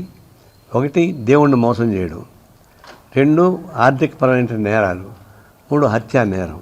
ఈ 3 పరకామణి కేసులో తీవ్రమైంది. ఎందుకు తీవ్రమైంది? ప్రపంచవ్యాప్తంగా దేవస్థానం చాలా ప్రసిద్ధిగాంచింది. ప్రపంచవ్యాప్తంగా కోట్లాది మంది భక్తులు దీనికి అంకితమై పనిచేస్తున్నారు. ఈ టీటీడీలో దాదాపుగా 24,000 మంది ఎంప్లాయీస్ ఉన్నారు. సంవత్సరానికి దాదాపు 1,200 కోట్ల నుంచి 2,000 కోట్ల దాకా ఆదాయం వస్తుంది. దీని నుంచి అనేక విద్యా సంస్థలు, హాస్పిటల్స్, రోడ్లు, సంక్షేమ పథకాలు వస్తూ ఉన్నాయి. ఇలాంటి పవిత్రమైనటువంటి సంస్థ అబాస్పాలు చేయడానికి దొంగతనం, తర్వాత హత్యా నేరం చుట్టూ వెంకటేశ్వర స్వామి చుట్టూ తిరుగుతూ ఉంది. అంటే భక్తులు చెప్పచ్చు, సార్ ఇదందుకే కారణం వెంకటేశ్వర స్వామి సార్, మాకేం సంబంధం లే, ఆయన నమ్ముకున్నాం మేము, ఆయన ఏమైనా చేయించారో చెప్తారేమో రేపు కోర్టులో కూడా. అంటే వెంకటేశ్వర స్వామి ముద్దాయి అవుతాడు. అంటే వెంకటేశ్వర స్వామిని కూడా ముద్దాయిగా చేర్చి ఆయన రప్పిస్తారు కోర్టుకి. ఇదంతా వింతగా ఉంది. దీన్ని సీరియస్గానే మేము పరిగణిస్తున్నాం. ఎంత పెద్దవాళ్ళని సరే తగిన చర్య తీసుకోవాల్సింది. వాళ్ళకి క్యాపిటల్ పనిష్మెంట్ ఇవ్వాలని చెప్పేసి మేము కోరుతాను. We demand that. కోర్టులో ఉన్నప్పుడు నేను గమక పేరు చెప్తే అట్లా కోర్టులో ఉంది. తర్వాత దీనికి ఆనాడు చైర్మన్గా ఉన్నాడు, ఎమ్మెల్యే మెంబర్గా ఉన్నాడు, ఈవో ధర్మారెడ్డి ఉన్నాడు. వీళ్ళ ముగ్గురికి సంబంధం లేకుండా ఏం జరగదు. చాలామంది ఏమంటారంటే బోర్డు తీర్మానం చేస్తండి, నన్నేం చేయమంటా అని చెప్పేసి ధర్మారెడ్డి చెప్పాడట. బోర్డు తీర్మానం చేస్తండి, మీ నామినేటెడ్ సభ్యులు అంత ఎంతమంది ఉంటారు, వాళ్ళందరూ మంచి సభ్యులు. కానీ ఈఓ, చైర్మన్, లోకల్ ఎమ్మెల్యే ముగ్గురు ఏం తీర్మానం పెడితే ఆ తీర్మానం పాస్ అయిపోతుంది. ఇప్పుడు కాదని లేడు. ఎందుకంటే నమ్మకం కదా, వాళ్ళందరూ nominated persons. Nominated persons oppose చేయగలరా? కాబట్టి వాళ్ళు అపోజ్ చేయరు. దానికి ఈఓ ఏమంటున్నాడు ధర్మారెడ్డి, బోర్డు తీర్మానం అమలు చేశానంటున్నాడు. అంటే బోర్డు తీర్మానం అమలు చేస్తే దానికి ఇంప్లిమెంటేషన్ చూడవా? కల్తీ నెయ్యి ఉంది, కల్తీ నెయ్యి బోర్డు తీర్మానం అంటాడు. ఆ కల్తీ నెయ్యి చూడవా? పర్సనల్గా అటాచ్ చేయవా? ఈ దొంగతనం ఉంది, పర్సనల్గా ఆలోచించరా? ఈవో అంటే ఏంటి? ఉత్సవ విగ్రహమా? బోర్డు ఏం చెప్తే చేసి కూర్చోడానికి ఉత్సవ విగ్రహమా? వచ్చేవాళ్ళకి స్వాగతం పలికి పోయేవాళ్ళు సెండ్ ఆఫ్ చేయడం ఉత్సవ విగ్రహమా? అలాగ ఉండాలా? ఎందుకు ఐఏఎస్ ఆఫీసర్ దానికి అపాయింట్ చేస్తున్నారు? ఏ తీర్మానం అయినా క్రియేటివ్గా ఆలోచించి తనిఖీ చేసేవాడే ఈవో ఉండాలి తప్పితే ఊరికే గంగరెద్దులాగా నేను తలూపానంటే అంతగాని ఐఏఎస్ ఆఫీసర్ ఎందుకు పెట్టాలా? మామూలు అధికారి పెట్టుకోవచ్చా? కాబట్టి ధర్మారెడ్డి మెయిన్ కల్ప్రిట్. ఆయన ఐఏఎస్ ఆఫీసరు, ఆయన నామినేటెడ్ కాదు, బాధ్యత కలిగిన వాడు. చైర్మన్ 5 ఏళ్ళ తర్వాత వెళ్ళిపోతాడు, ఎమ్మెల్యే 5 ఏళ్ళ తర్వాత వెళ్ళిపోతాడు. కానీ ఈవో ఐఏఎస్ క్యాడర్, ఆయన రిటైర్డ్ అయ్యేంతవరకు బాధ్యతలో ఉంటాడు ఎక్కడో ఒక చోట. కాబట్టి నెంబర్ 1 కల్పిట్ ముద్ద ఉంటే ధర్మారెడ్డి తప్ప ఇంకోటి కాదని చెప్పేసి నేను గట్టిగా చెప్పగలను. తను చేయాలి, ఇవన్నీ యాక్షన్ తీసుకుని చెప్పి నేను కోరుతా ఉన్నాను. అంబాసిడర్ తెప్పించి మన భారతదేశానికి కావాల్సిన సదుపాయాలు చేసుకుంటావా? తెలుసాలా? మొదటి నుంచి కూడా మన స్వాతంత్రం వచ్చినందుకు కూడా అమెరికా ఇప్పుడు మనకేం సహాయం చేయలేదు, బ్రిటిష్ మనకి ఎప్పుడు సహాయం చేయలేదు. సోవియట్ యూనియన్ ఒకటే సహాయం చేసింది. మన పబ్లిక్ సెక్టార్స్కి పెట్టుబడి పెట్టింది, సాంకేతిక పరమైన హెల్ప్ చేసింది. వాళ్ళ వల్ల కదా ఉక్కు ఫ్యాక్టరీ రావడం,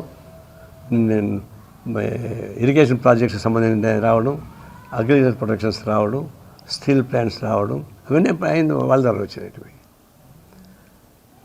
మన కాళ్ళపై మనం నిలబడి బతికేందుకు ఉపయోగపడే పద్ధతుల్లో వచ్చింది ఆనాటి కమ్యూనిస్ట్ పార్టీ నాయకత్వం ఉన్నట్టు సోవియట్ యూనియన్ ద్వారా వచ్చింది. అమెరికా నుంచి రాలేదు, బ్రిటిష్ నుంచి రాలేదు. సరే ఇప్పుడు అమెరికా రష్యా కమ్యూనిస్ట్ కమ్యూనిటీ లేకపోవచ్చు, కానీ ఆ వాసనలు ఉన్నాయి కదా, ఆ ఇన్ఫ్రాస్ట్రక్చర్ ఉంది కదా, మౌలిక సదుపాయాలు ఉన్నాయి కదా. దాని ప్రకారం భారతదేశం ఎప్పటి నుంచి మనకు మిత్రులు కాబట్టి మేము తక్కువ రేటుకి ఇస్తామని చెప్పేసి అన్నాడు. టారిఫ్ ప్రకటించినాక కూడా, మోడీ టారిఫ్ ప్రకటించినాక కూడా పుతిన్ ఇంకా ఆయిల్ ధర తగ్గించాడు. $12 నుంచి $13 దాకా తగ్గించాడు బ్యారెల్కి. ఇప్పుడు డైరెక్ట్గా మాట్లాడడానికి వస్తున్నాడు. ఇప్పుడు అమెరికా బెదిరింపులు లొంగకుండా రష్యా నుంచి వచ్చేటువంటి పుతిన్తో మాట్లాడి మన భారతదేశానికి ఏమేమి సౌకర్యాలు కావాలో చేసుకోండి. అమెరికాకు భయపడాల్సిన పని లేదు. ఎందుకంటే అమెరికా అతనికి అక్కడే అడ్డం కొడుతున్నారు. ట్రంప్కి వ్యతిరేకంగా తీర్పులు వస్తున్నాయి. దానికి ఎగ్జాంపుల్ మందాని అంటే 34 ఏళ్ల వయసు, పెద్ద ముసలోడు కాదు, దెబ్బేసి గెలిచాడు, ఛాలెంజ్ చేసి గెలిచాడు. కాబట్టి అతనికి ఎంట ఈగలు తోలుతున్నాయి. బయట ఆయన ఛాలెంజ్ ఎవరు పట్టించుకునే పరిస్థితి లేదు. ఇట్లాంటప్పుడు ఇంత పెద్ద ప్రపంచం మంది భారతదేశం అదే అన్నిటికన్నా పెద్దది. అంటే చైనా కన్నా పాపులేషన్ మంది ఎక్కువ. మరి పాపులేషన్ ఎక్కువ, పవర్ఫుల్ కంట్రీ, ఎందుకు ట్రంప్ని చూసి భయపడాలా? ట్రంప్ వేస్తే కాగితం పులేది, దాని గురించి భయపడాల్సిన పని లేదు. ఆయనకి ఈయనకి ఇంట్రెస్ట్ ఏది ఉంటుందో తెలియదు నాకు, అంటే కార్పొరేట్ ఇంట్రెస్ట్లు ఉంటాయి. ఎందుకంటే అదే అమెరికాలో అదే అదాని పైన లంచం కేసు కోర్టులో ఉంది. ఇప్పుడు కూడా ఆ కేసు అట్లే ఉంది. ఇక్కడ ఉన్నటువంటి వ్యాపార సంబంధాలకు ఉపయోగపడే పద్ధతుల్లో అక్కడ న్యూయార్క్లో ఆయన లంచం ఇచ్చినట్టుగా కేసు నిరూపించబడింది. గతంలో ముఖ్యమంత్రి జగన్మోహన్ రెడ్డి ఉన్నప్పుడు విద్యుత్తు సంబంధించినటువంటి అంశం పైన లంచం ఇచ్చాడు చెప్పి తేలింది, కొన్ని వేల కోట్ల రూపాయలు. అందువల్ల అమెరికా లోపల గాలిపోతూ ఉంది, బయట దాన్ని లెక్క చేసుకున్నాడు. చైనా వాళ్ళు పట్టించుకోవడం లేదు, నువ్వేం నీ చేత చేసుకోపోమన్నాడు. ఇప్పుడు ఉక్రెయిన్ వాళ్ళు కూడా ఇబ్బంది పడుతున్నారు.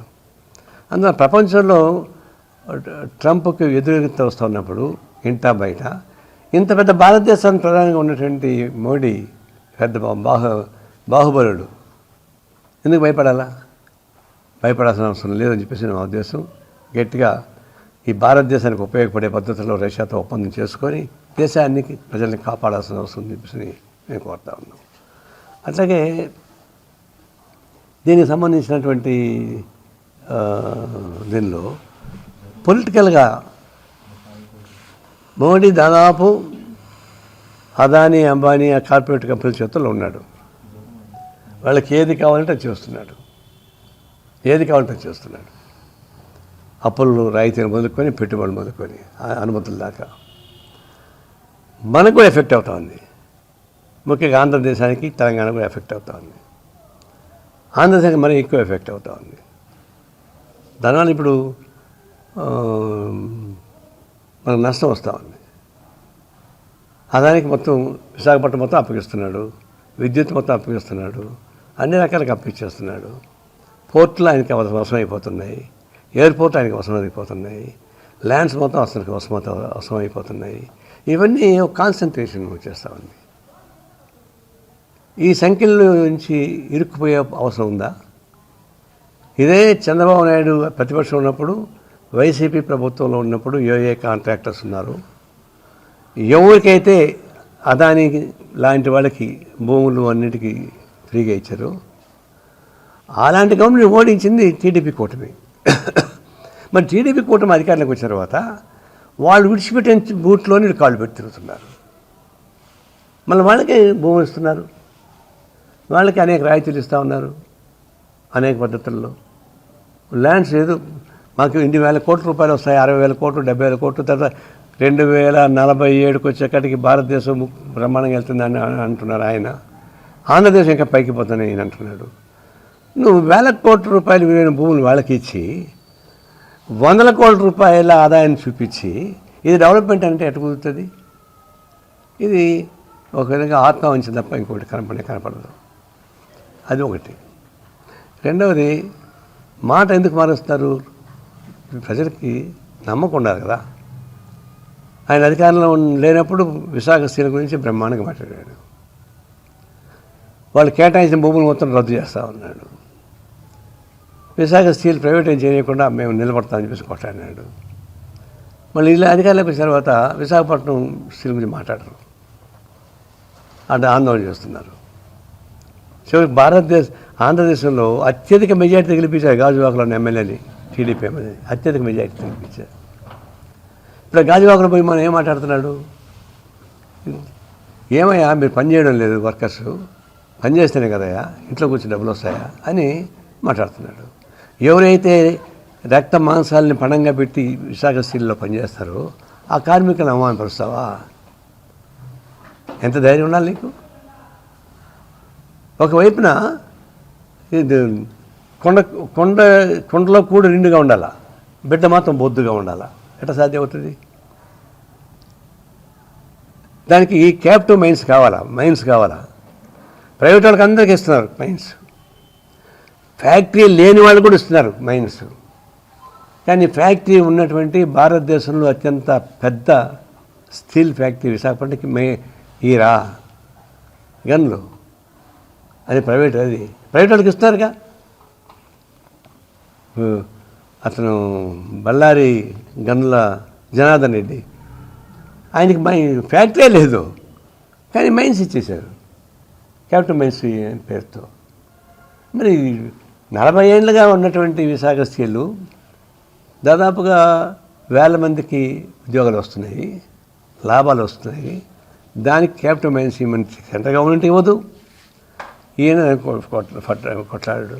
చివరికి అదానీ కంపెనీకి క్యాపిటల్ మైన్స్ ఇవ్వమని చెప్పేసి మాట్లాడుతున్నారు. ఎంత సూసైడ్ ఇది! అట్టా నష్టాలు వస్తే ఆ నష్టాన్ని కార్మికుల ముందు పడేసి, ప్రభుత్వం వచ్చే పాలసీని పక్కన పడేసి, భారాన్ని బ్యాక్ మీద పెట్టి కార్మికుల్ని స్కేప్ బోర్డ్ చేయడానికి ప్రయత్నిస్తున్నాడు. ఆయన స్టేట్మెంటు చాలా గొప్ప అనుకుని ఇచ్చాడు, కానీ మొత్తగా ధ్యానం తిరగబడ్డారు.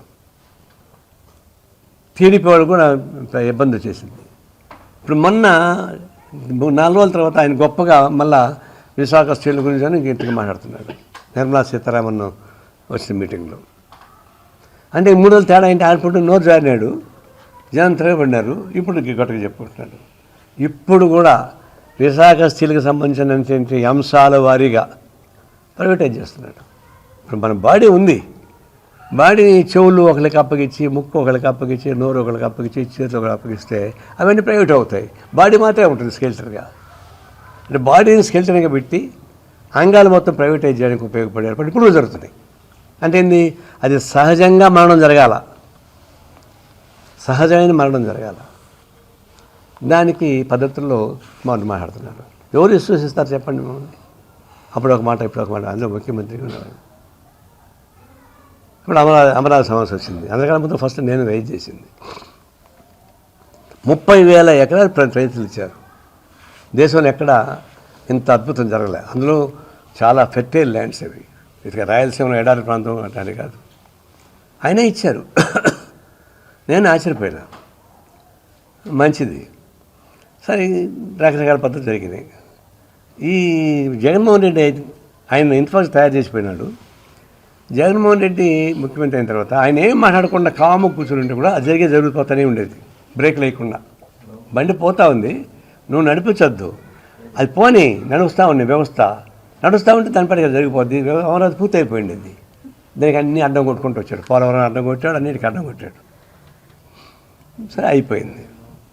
ఇప్పుడు ఒక విధంగా చెప్పాలంటే అమరావతిలో ఉన్నటువంటి మహిళలు దాదాపు 5 సంవత్సరాలు అగ్ని పరీక్షకు ఎదురైనారు. సీత కూడా అంత అగ్ని పరీక్షకు ఎదురయ్యదు. పండగలు చేసుకోలేకపోయారు పాపం ఆడవాళ్ళు. రాత్రుల్లో ధైర్యంగా పడుకోలేకపోయారు. నేను పోయి చూశాను కదా. అంత ఘోరంగా హింసించబడినటువంటి అమరావతి ప్రజలు నిలబడ్డారు. విజయం సాధించబడింది. అలాంటి వాళ్ళు కంటి కన్నీరు రాకూడదు, కలకంట కన్నీరు ఊరకపోవద్దు. అమరావతి ప్రజలు చేసిన త్యాగం చరిత్ర నిలబడిపోతుంది. అలాంటి వాళ్ళు బాధపడకూడదు కదా. నేనే వెళ్ళా 2 నెలల క్రితం 4-5 ఊర్లకి వెళ్ళా. అధికారులతో మాట్లాడా, వాళ్ళు టీడీపీ ముఖ్యులతో మాట్లాడాను, పాలసీ మేకింగ్ డీస్ ఉన్న వాళ్ళతో మాట్లాడాను. వాళ్ళ పేర్లు ఇప్పుడు చెప్తే మళ్ళీ వాళ్ళకి ఉద్యోగాలు పోతాయి. ఆ పేరు చెప్పదలుచుకోలే.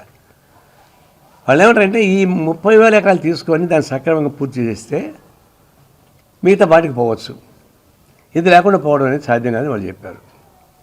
కానీ గ్రామాలకు వెళ్తే ఏంటంటే గ్రామ కంటాలు ఉంటాయి. గ్రామ కంటాలకి పట్టాలు ఉండవు. ఆ పట్టాలు సబ్మిట్ చేసిన వాళ్ళు గవర్నమెంట్ ఒప్పుకోదు. అవన్నీ బయటికి తీశాను. తీసి అదొక నోటు తయారు చేశారు. కొంతమందికి తొండోర కొట్టి నెంబర్లు ఇచ్చేశారు. ఈ ప్లాట్ నెంబర్ ఇది, పోయి ఆక్యుపై చేసుకోండి అని. ఆ ప్లాట్ నెంబర్ తీసుకొని ఆగిపోతే ఆ ల్యాండ్ నాదయ్యా, మీరేమో రావడానికి అడ్డం కొట్టేశాడు. 110 పేర్లు ఉన్నాయి నా దగ్గర. ల్యాండ్ మాది అని వాళ్ళు అంటున్నారు, మేము డెంబరిచారిని గవర్నమెంట్ వీళ్ళు అంటున్నారు. ఏంటి అని అది కూడా ట్రై చేశాను. ఇవన్నీ కలిపి సోషల్ మీడియాలో పెట్టాను. నిన్న చంద్రశేఖర్ పెంబసాని మొన్న అంటున్నాడు, ఆయన కూడా చూశాడు అంట సోషల్ మీడియాలో. గ్రామ కాంతం అనేది ఇప్పుడు దాకా మా రాలేదు, ఇప్పుడు మా దృష్టికి వచ్చింది, దాన్ని కూడా పరిష్కారం చేస్తాం. నన్ను కాక మొన్న ప్రెస్ మీడియా చెప్పాడు. ఇంకా 200 ఎకరాలు మాకు స్వాధీనం కాలేదు, ఆ 200 ఎకరాలు స్వాధీనం అయిన తర్వాత మిగతా అందరూ సెటిల్ అవుతాయన్నాడు. అంటే మనం రైట్ చేస్తే కరెక్టే కదా. అంటే ఇవన్నీ పరిశీలించుకోరా? వాళ్ళు కోర్టుకు పోతారు. ఎవరైతే దీనికి త్యాగం చేసిన వాళ్ళు కోర్టుకు పోయినారు. అంటే అమరావతి ప్రజానీకాన్ని బాధ పెడితే పాపం చుట్టుకుంటుంది. వాళ్ళు సంతోషపరచండి, తర్వాత మీ ఎక్స్పాన్షన్ పోతే పోండి, అవసరం లేదు. వాస్తవానికి ఈ 30,000 ఎకరాలు చాలు. ఎక్కడా ప్రపంచంలో 30,000 ఎకరాలకి రాజధాని లేదు. ఈయన అధికంగా పెట్టండి, సరే ఏదైనా సాగునేయండి. ఇది ఒకవైపు చేస్తున్నారు. ఇంకొకటి ఏంటంటే విచిత్రం అంటే దాన్ని ఏం చెప్పాలి నాకు అర్థం కాలేదు. ఈ వ్యవస్థీకృతంగా తయారు చేసేట ప్రమాద అంశాలు. హిడ్మా నక్సలైట్ నాయకుని చంపేశారు, అనేక మంది నక్సలైట్ నాయకులను చంపారు. కానీ హిడ్మాకు వచ్చినంత పాపులారిటీ చేగోరాకు వచ్చినంత పాపులారిటీ వచ్చింది. ఆనాడు చేగోరాకి ఎంత పాపులారిటీ వచ్చింది అంత వచ్చింది. సరే, ఆయన విధానాలు గురించి మేమేమి సమర్థించడం అది వేరు. ఆయన ఎట్టు పట్టుకుని ఎట్టు చంపేసిన తర్వాత విషయం. ఆయన పుట్టక నక్సలైట్ అయినాడా? పుట్టక నక్సలైట్ కాలే. పుట్టక దొంగలవుతారా? కాదు కదా.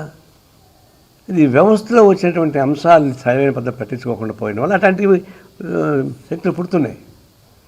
నేనంటాను, ఈ వ్యవస్థీకృతమైనటువంటి నిర్బంధాల్లోనే ఆయన్ని మట్టుపెట్టారు. దానికి సర్కారే బాధ్యులు. ఈ గవర్నమెంట్లోనే చేసేటువంటి అనేక వికృత రూపాల ప్రతిపరంగా హిడ్బా లాంటి వాడు పైకి వస్తే అట్లాంటి చంపడం అనేది గవర్నమెంట్ సర్కారీ హత్యలు అవి. ఆ పరిస్థితి కల్పించకుండా పోతే ఇప్పుడు ఏమవుతుంది? నంబానీని చంపిన తర్వాత మరుసటి రోజే 22,000 ఎకరాల అడవి భూమిని అదానికి రిజిస్టర్ ఇచ్చారు. ఇప్పుడు హిడ్బాని చంపిన 3వ రోజే దాదాపు ఇంకొక 20,000 ఎకరాల ల్యాండ్ని ఇస్తున్నారు. ఇప్పుడు అడవిలో వాళ్ళకి రక్షణ లేదు, అడవికి రక్షణ లేదు. ఇప్పుడు గిరిజనులకు కాదు రక్షణ, అడవికి రక్షణ లేదు. వాళ్ళు హ్యాపీగా ఉన్నారు కార్పొరేట్ కంపెనీస్. ఇంకా మాకు భయమే లేదు, హాయిగా మేము అడవినంత ఆక్రమించుకోవచ్చు అని చెప్పేసి అని మొదలుపెట్టేసి అప్పుడే కలప నిర్ణయం మొదలుపెట్టేశారు. ఇది ఒకటి. ఇంకొక వ్యవసాయాన్ని సృష్టించింది ఒకరిని, ఐబొమ్మ రవిని. ఇది కూడా వ్యవస్థాకృతమైనటువంటి అంశాలను భాగం. అది అతను ఒక సమితి అంతే. ఎందుకు తయారయ్యాడు? అంత నాలెడ్జ్ రెండో కాదు, కత్తికి పదులు ఉంటుంది. అది గొంతు కోయడానికి ఉపయోగపడుతుంది, కూరగాయలు అన్నుకోవడానికి ఉపయోగపడుతుంది. ఈ వ్యవస్థలో అతను నిపుణులతో తయారు చేసుకున్నాడు.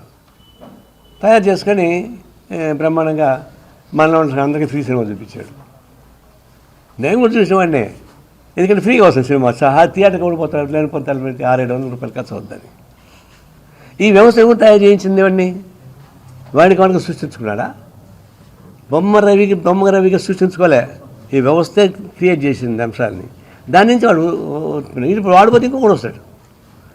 హిడ్మాన్ చంపితే ఇంకొక అనేక 1000 మంది హిడ్మాన్లు పుడతారు. బొమ్మ రవిని చంపితే జైల్లో వేస్తే ఇంకో కొంతమంది పుడతారు. పోలీస్ ఆఫీసర్ ఒప్పుకున్నాడు, ఈ బొమ్మ రవిని మీరు పట్టుకున్నా ఈ పైరసీ ఆగదు, సిస్టమ్ అది ఎస్టాబ్లిష్ అయిపోయింది అంటున్నాడు.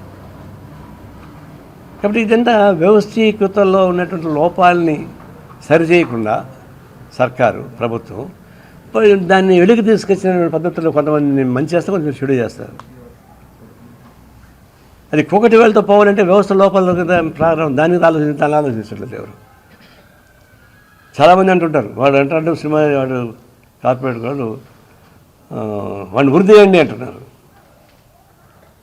ఒక్క బొమ్మ రవిని వృద్ధి ఇస్తే జరిగేదేం లేదు. కానీ ఈ సినిమా మాఫియా వాళ్ళని వృద్ధి ఇస్తే సమాజం ఉపయోగపడుతుంది. లేదండి, ఒక్కొక్కడు 200 కోట్లు 300 కోట్లు కాంపల్సరీ తీసుకుంటాడు. వేల కోట్ల రూపాయలు ఖర్చు పెడతారు. మళ్ళీ గవర్నమెంట్ తిరిగిపోయి అయ్యా మాకు ఎంత ఖర్చు అయిపోయింది, మాకు రేట్లు పెంచని అడుక్కుంటున్నారు పోయి. ఒకసారి కడపలో ఒక క్రిమినల్ వాళ్ళ అమ్మాబని చంపేశాడు. వాళ్ళ అమ్మాబని చంపేస్తే కోర్టుకు వేశాడు.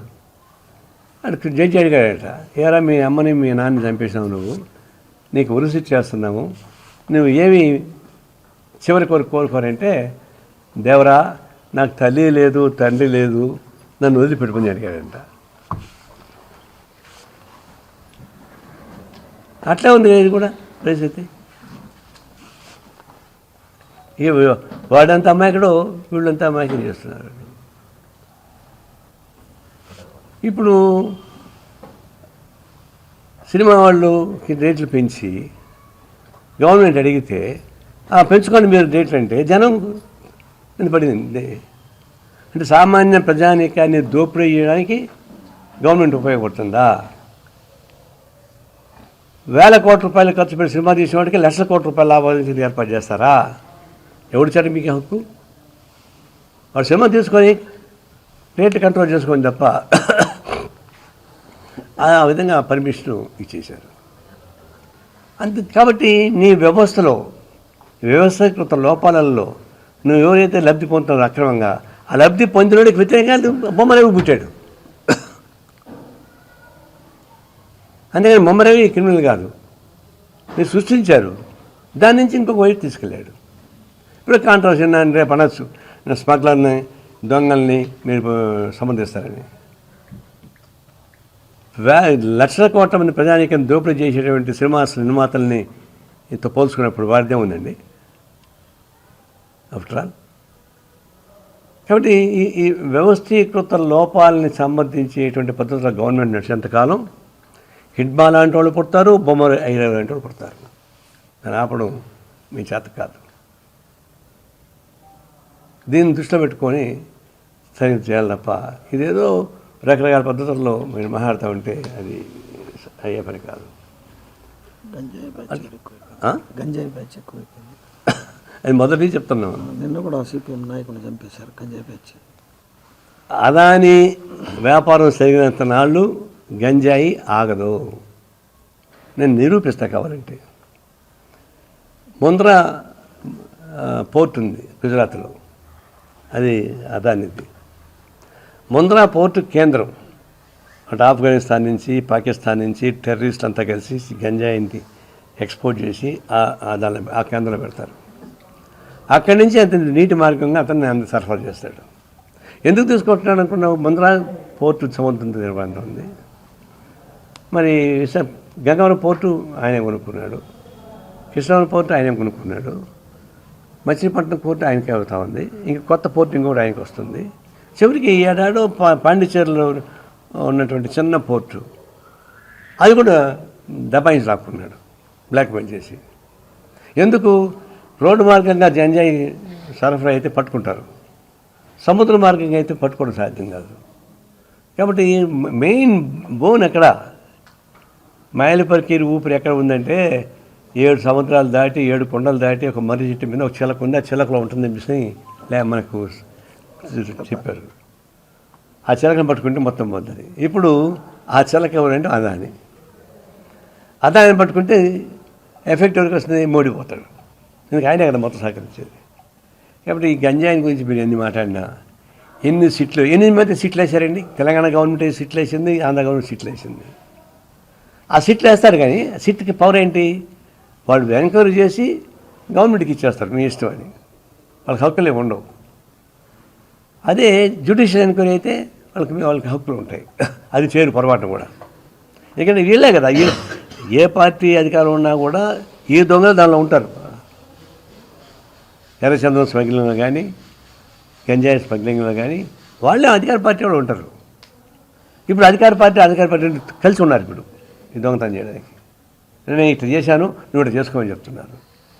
అందువల్ల సిట్టు విషయాన్ని జరిపిస్తుంది, పోలీసులు పట్టుకుంటారు. ఎట్లుంటుందంటే, మేము వరదైపాలెంలో ఒక స్మగ్లర్ ఉన్నాడు, సత్యవేడులో బియ్యం స్మగ్లర్.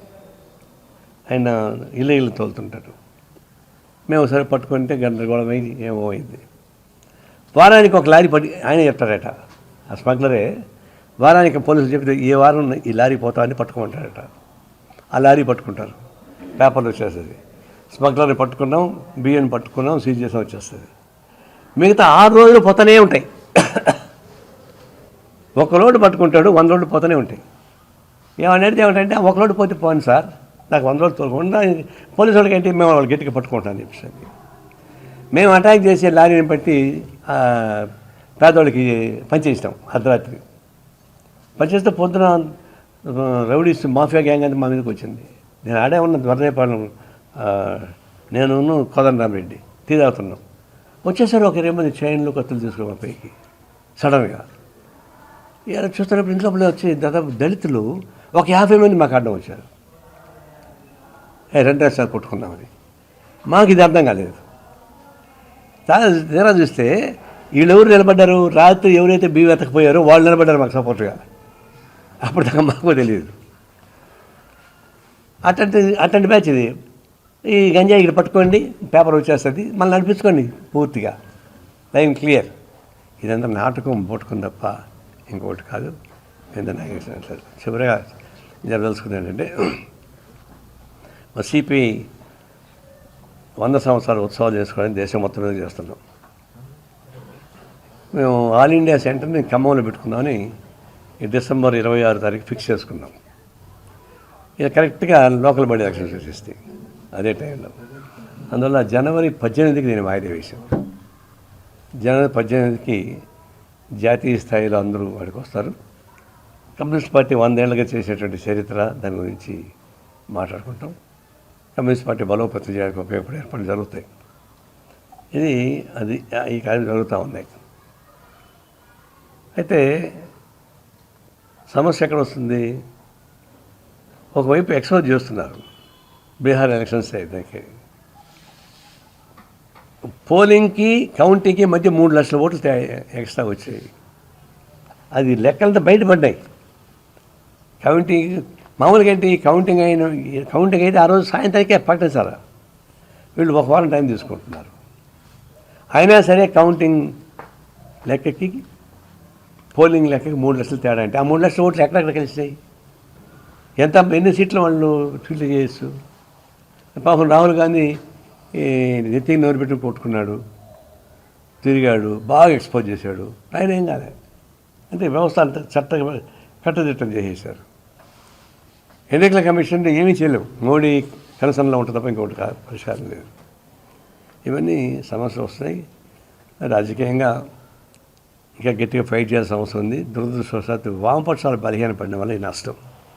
అదే వామపక్షాలు బలంగా ఉంటే గవర్నమెంట్ నిలవేసేవాడు.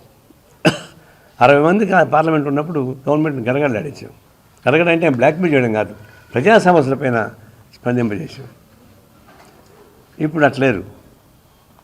వీళ్ళు వాళ్ళు కలిసిపోయి చేస్తాను. కాంగ్రెస్ పార్టీ బలహీనపడడం ఒక నష్టం, వామపక్షాలు బలహీనపడడం ఒక నష్టం దేశానికి. దీన్ని సర్దించుకోవాల్సిన అవసరం ఉందని మేము దానికోసం ప్రయత్నం చేస్తున్నాం. Tamil Nadu governor RN Ravi, Ambika Krishna, comedian Raghu, Tirupati MP Gurumurthy, YCP MLA Amarnath Reddy, మాజీ ఎమ్మెల్యే శివకుమార్ తిరుమల శ్రీనివాసుని దర్శించుకున్నారు. ఆలయ అధికారులు దర్శన ఏర్పాట్లను చేసి ఆ శ్రీనివాసుని తీర్థ ప్రసాదాలతో పాటు శేషవస్త్రాన్ని బహుకరించారు. శ్రీవారి దర్శనార్థం కుటుంబ సభ్యులతో కలిసి తిరుమలకు చేరుకున్న వీరు వీఐపీ బ్రేక్ ప్రారంభ దర్శన సమయంలో శ్రీవారిని దర్శించుకున్నారు. దర్శనానంతరం రంగనాయకుల మండపంలో వేద పండితులు వేద ఆశీర్వచనం పలుకగా ఆలయ అధికారులు స్వామివారి వస్త్రంతో సత్కరించి శ్రీవారి తీర్థ ప్రసాదాలను అందజేశారు. రవివారం దశమి ఉత్తరాభాద్ర నక్షత్రం స్వామివారి దర్శనం చేసుకునే భాగ్యం కలిగింది. మేనేజ్మెంట్ వారికి, చైర్మన్ గారికి అందరికీ కూడా ధన్యవాదాలు చెప్తున్నాను. చాలా చక్కటి దర్శనం జరిగింది. కాకపోతే నేను చైర్మన్ గారికి కూడా మొన్నసారి కూడా చెప్పుకున్నాను, ఈ వరాహస్వామి దేవస్థానంలో రాత్రి 9 గంటలకే దర్శనాలు మూసేస్తున్నారు. అది చాలా ఇబ్బందిగా ఉంటా ఉంది. అది కనీసం 11 గంటల వరకు వరాహస్వామి దేవస్థానం కనుక తెరిచి ఉంచితే అది చాలా బాగుంటుంది.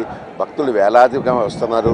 ఇదివరకులా కాకుండా ఇప్పుడు వరాహస్వామిని దర్శించుకోవాలి అనే ఒక లెక్క ప్రకారంగా, తాపత్రయ ప్రకారంగా పురాణ ఇతిహాసాలు వినేసి బాగా జనాలు బాగా తయారయ్యారు. కాబట్టి వాళ్ళకి సంతృప్తి కలిగించే విధంగా రాత్రి 11 గంటల వరకు వరాహస్వామి దేవస్థానం తెరిచి ఉంచే భాగ్యాన్ని మా చైర్మన్ గారు కలగజేస్తారని చెప్పి మనస్ఫూర్తిగా కోరుకుంటూ దానికి సంబంధించిన పండితులతో కూడా మీరు సంప్రదించి ఈ నిర్ణయం తీసుకోవాల్సిందిగా కోరుకుంటున్నాను. నమస్కారం.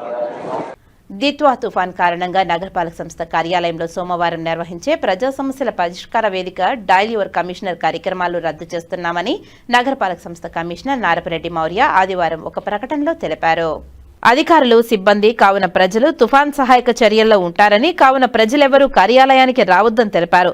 తుఫాన్ వలన సాయం కొరకు ప్రజలు హెల్ప్ లైన్ నెంబర్ 0877225676, మరో నెంబర్ 9008222909 సంప్రదించాలని కమిషనర్ ఒక ప్రకటనలో తెలిపారు. వార్తలు ముగించే ముందు ముఖ్యాంశాలు మరోసారి.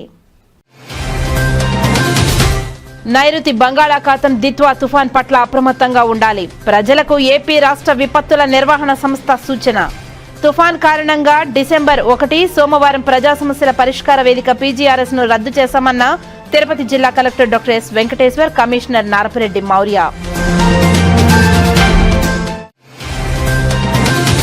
పరకామణి కేసు నిగ్గు తేల్చాల్సిందే. అవినీతి భాగోతాన్ని బట్టబయలు చేయాలి. దోషులను కఠినంగా శిక్షించాలి. మీడియా సమావేశంలో సిపిఐ జాతీయ కంట్రోల్ కమిషనర్ చైర్మన్ నారాయణ సూచన. బాలలకు బాసటగా నిలుస్తున్న అంగన్వాడీ కేంద్రాలు. మహిళా శిశు సంక్షేమ శాఖ ద్వారా ప్రభుత్వం అందజేస్తున్న సంక్షేమ పథకాలతో అంగన్వాడీ కేంద్రాలు సుభిక్షంగా ఉన్నాయన్న సిడిపిఓ శాంతి దుర్గా. తిరుమల శ్రీవారిని దర్శించుకున్న పలువురు ప్రముఖులు. దర్శన ఏర్పాట్లను చేసిన టీటీడీ అధికారులు. ఈ వార్తలు ఇంతటితో సమాప్తం. నమస్కారం.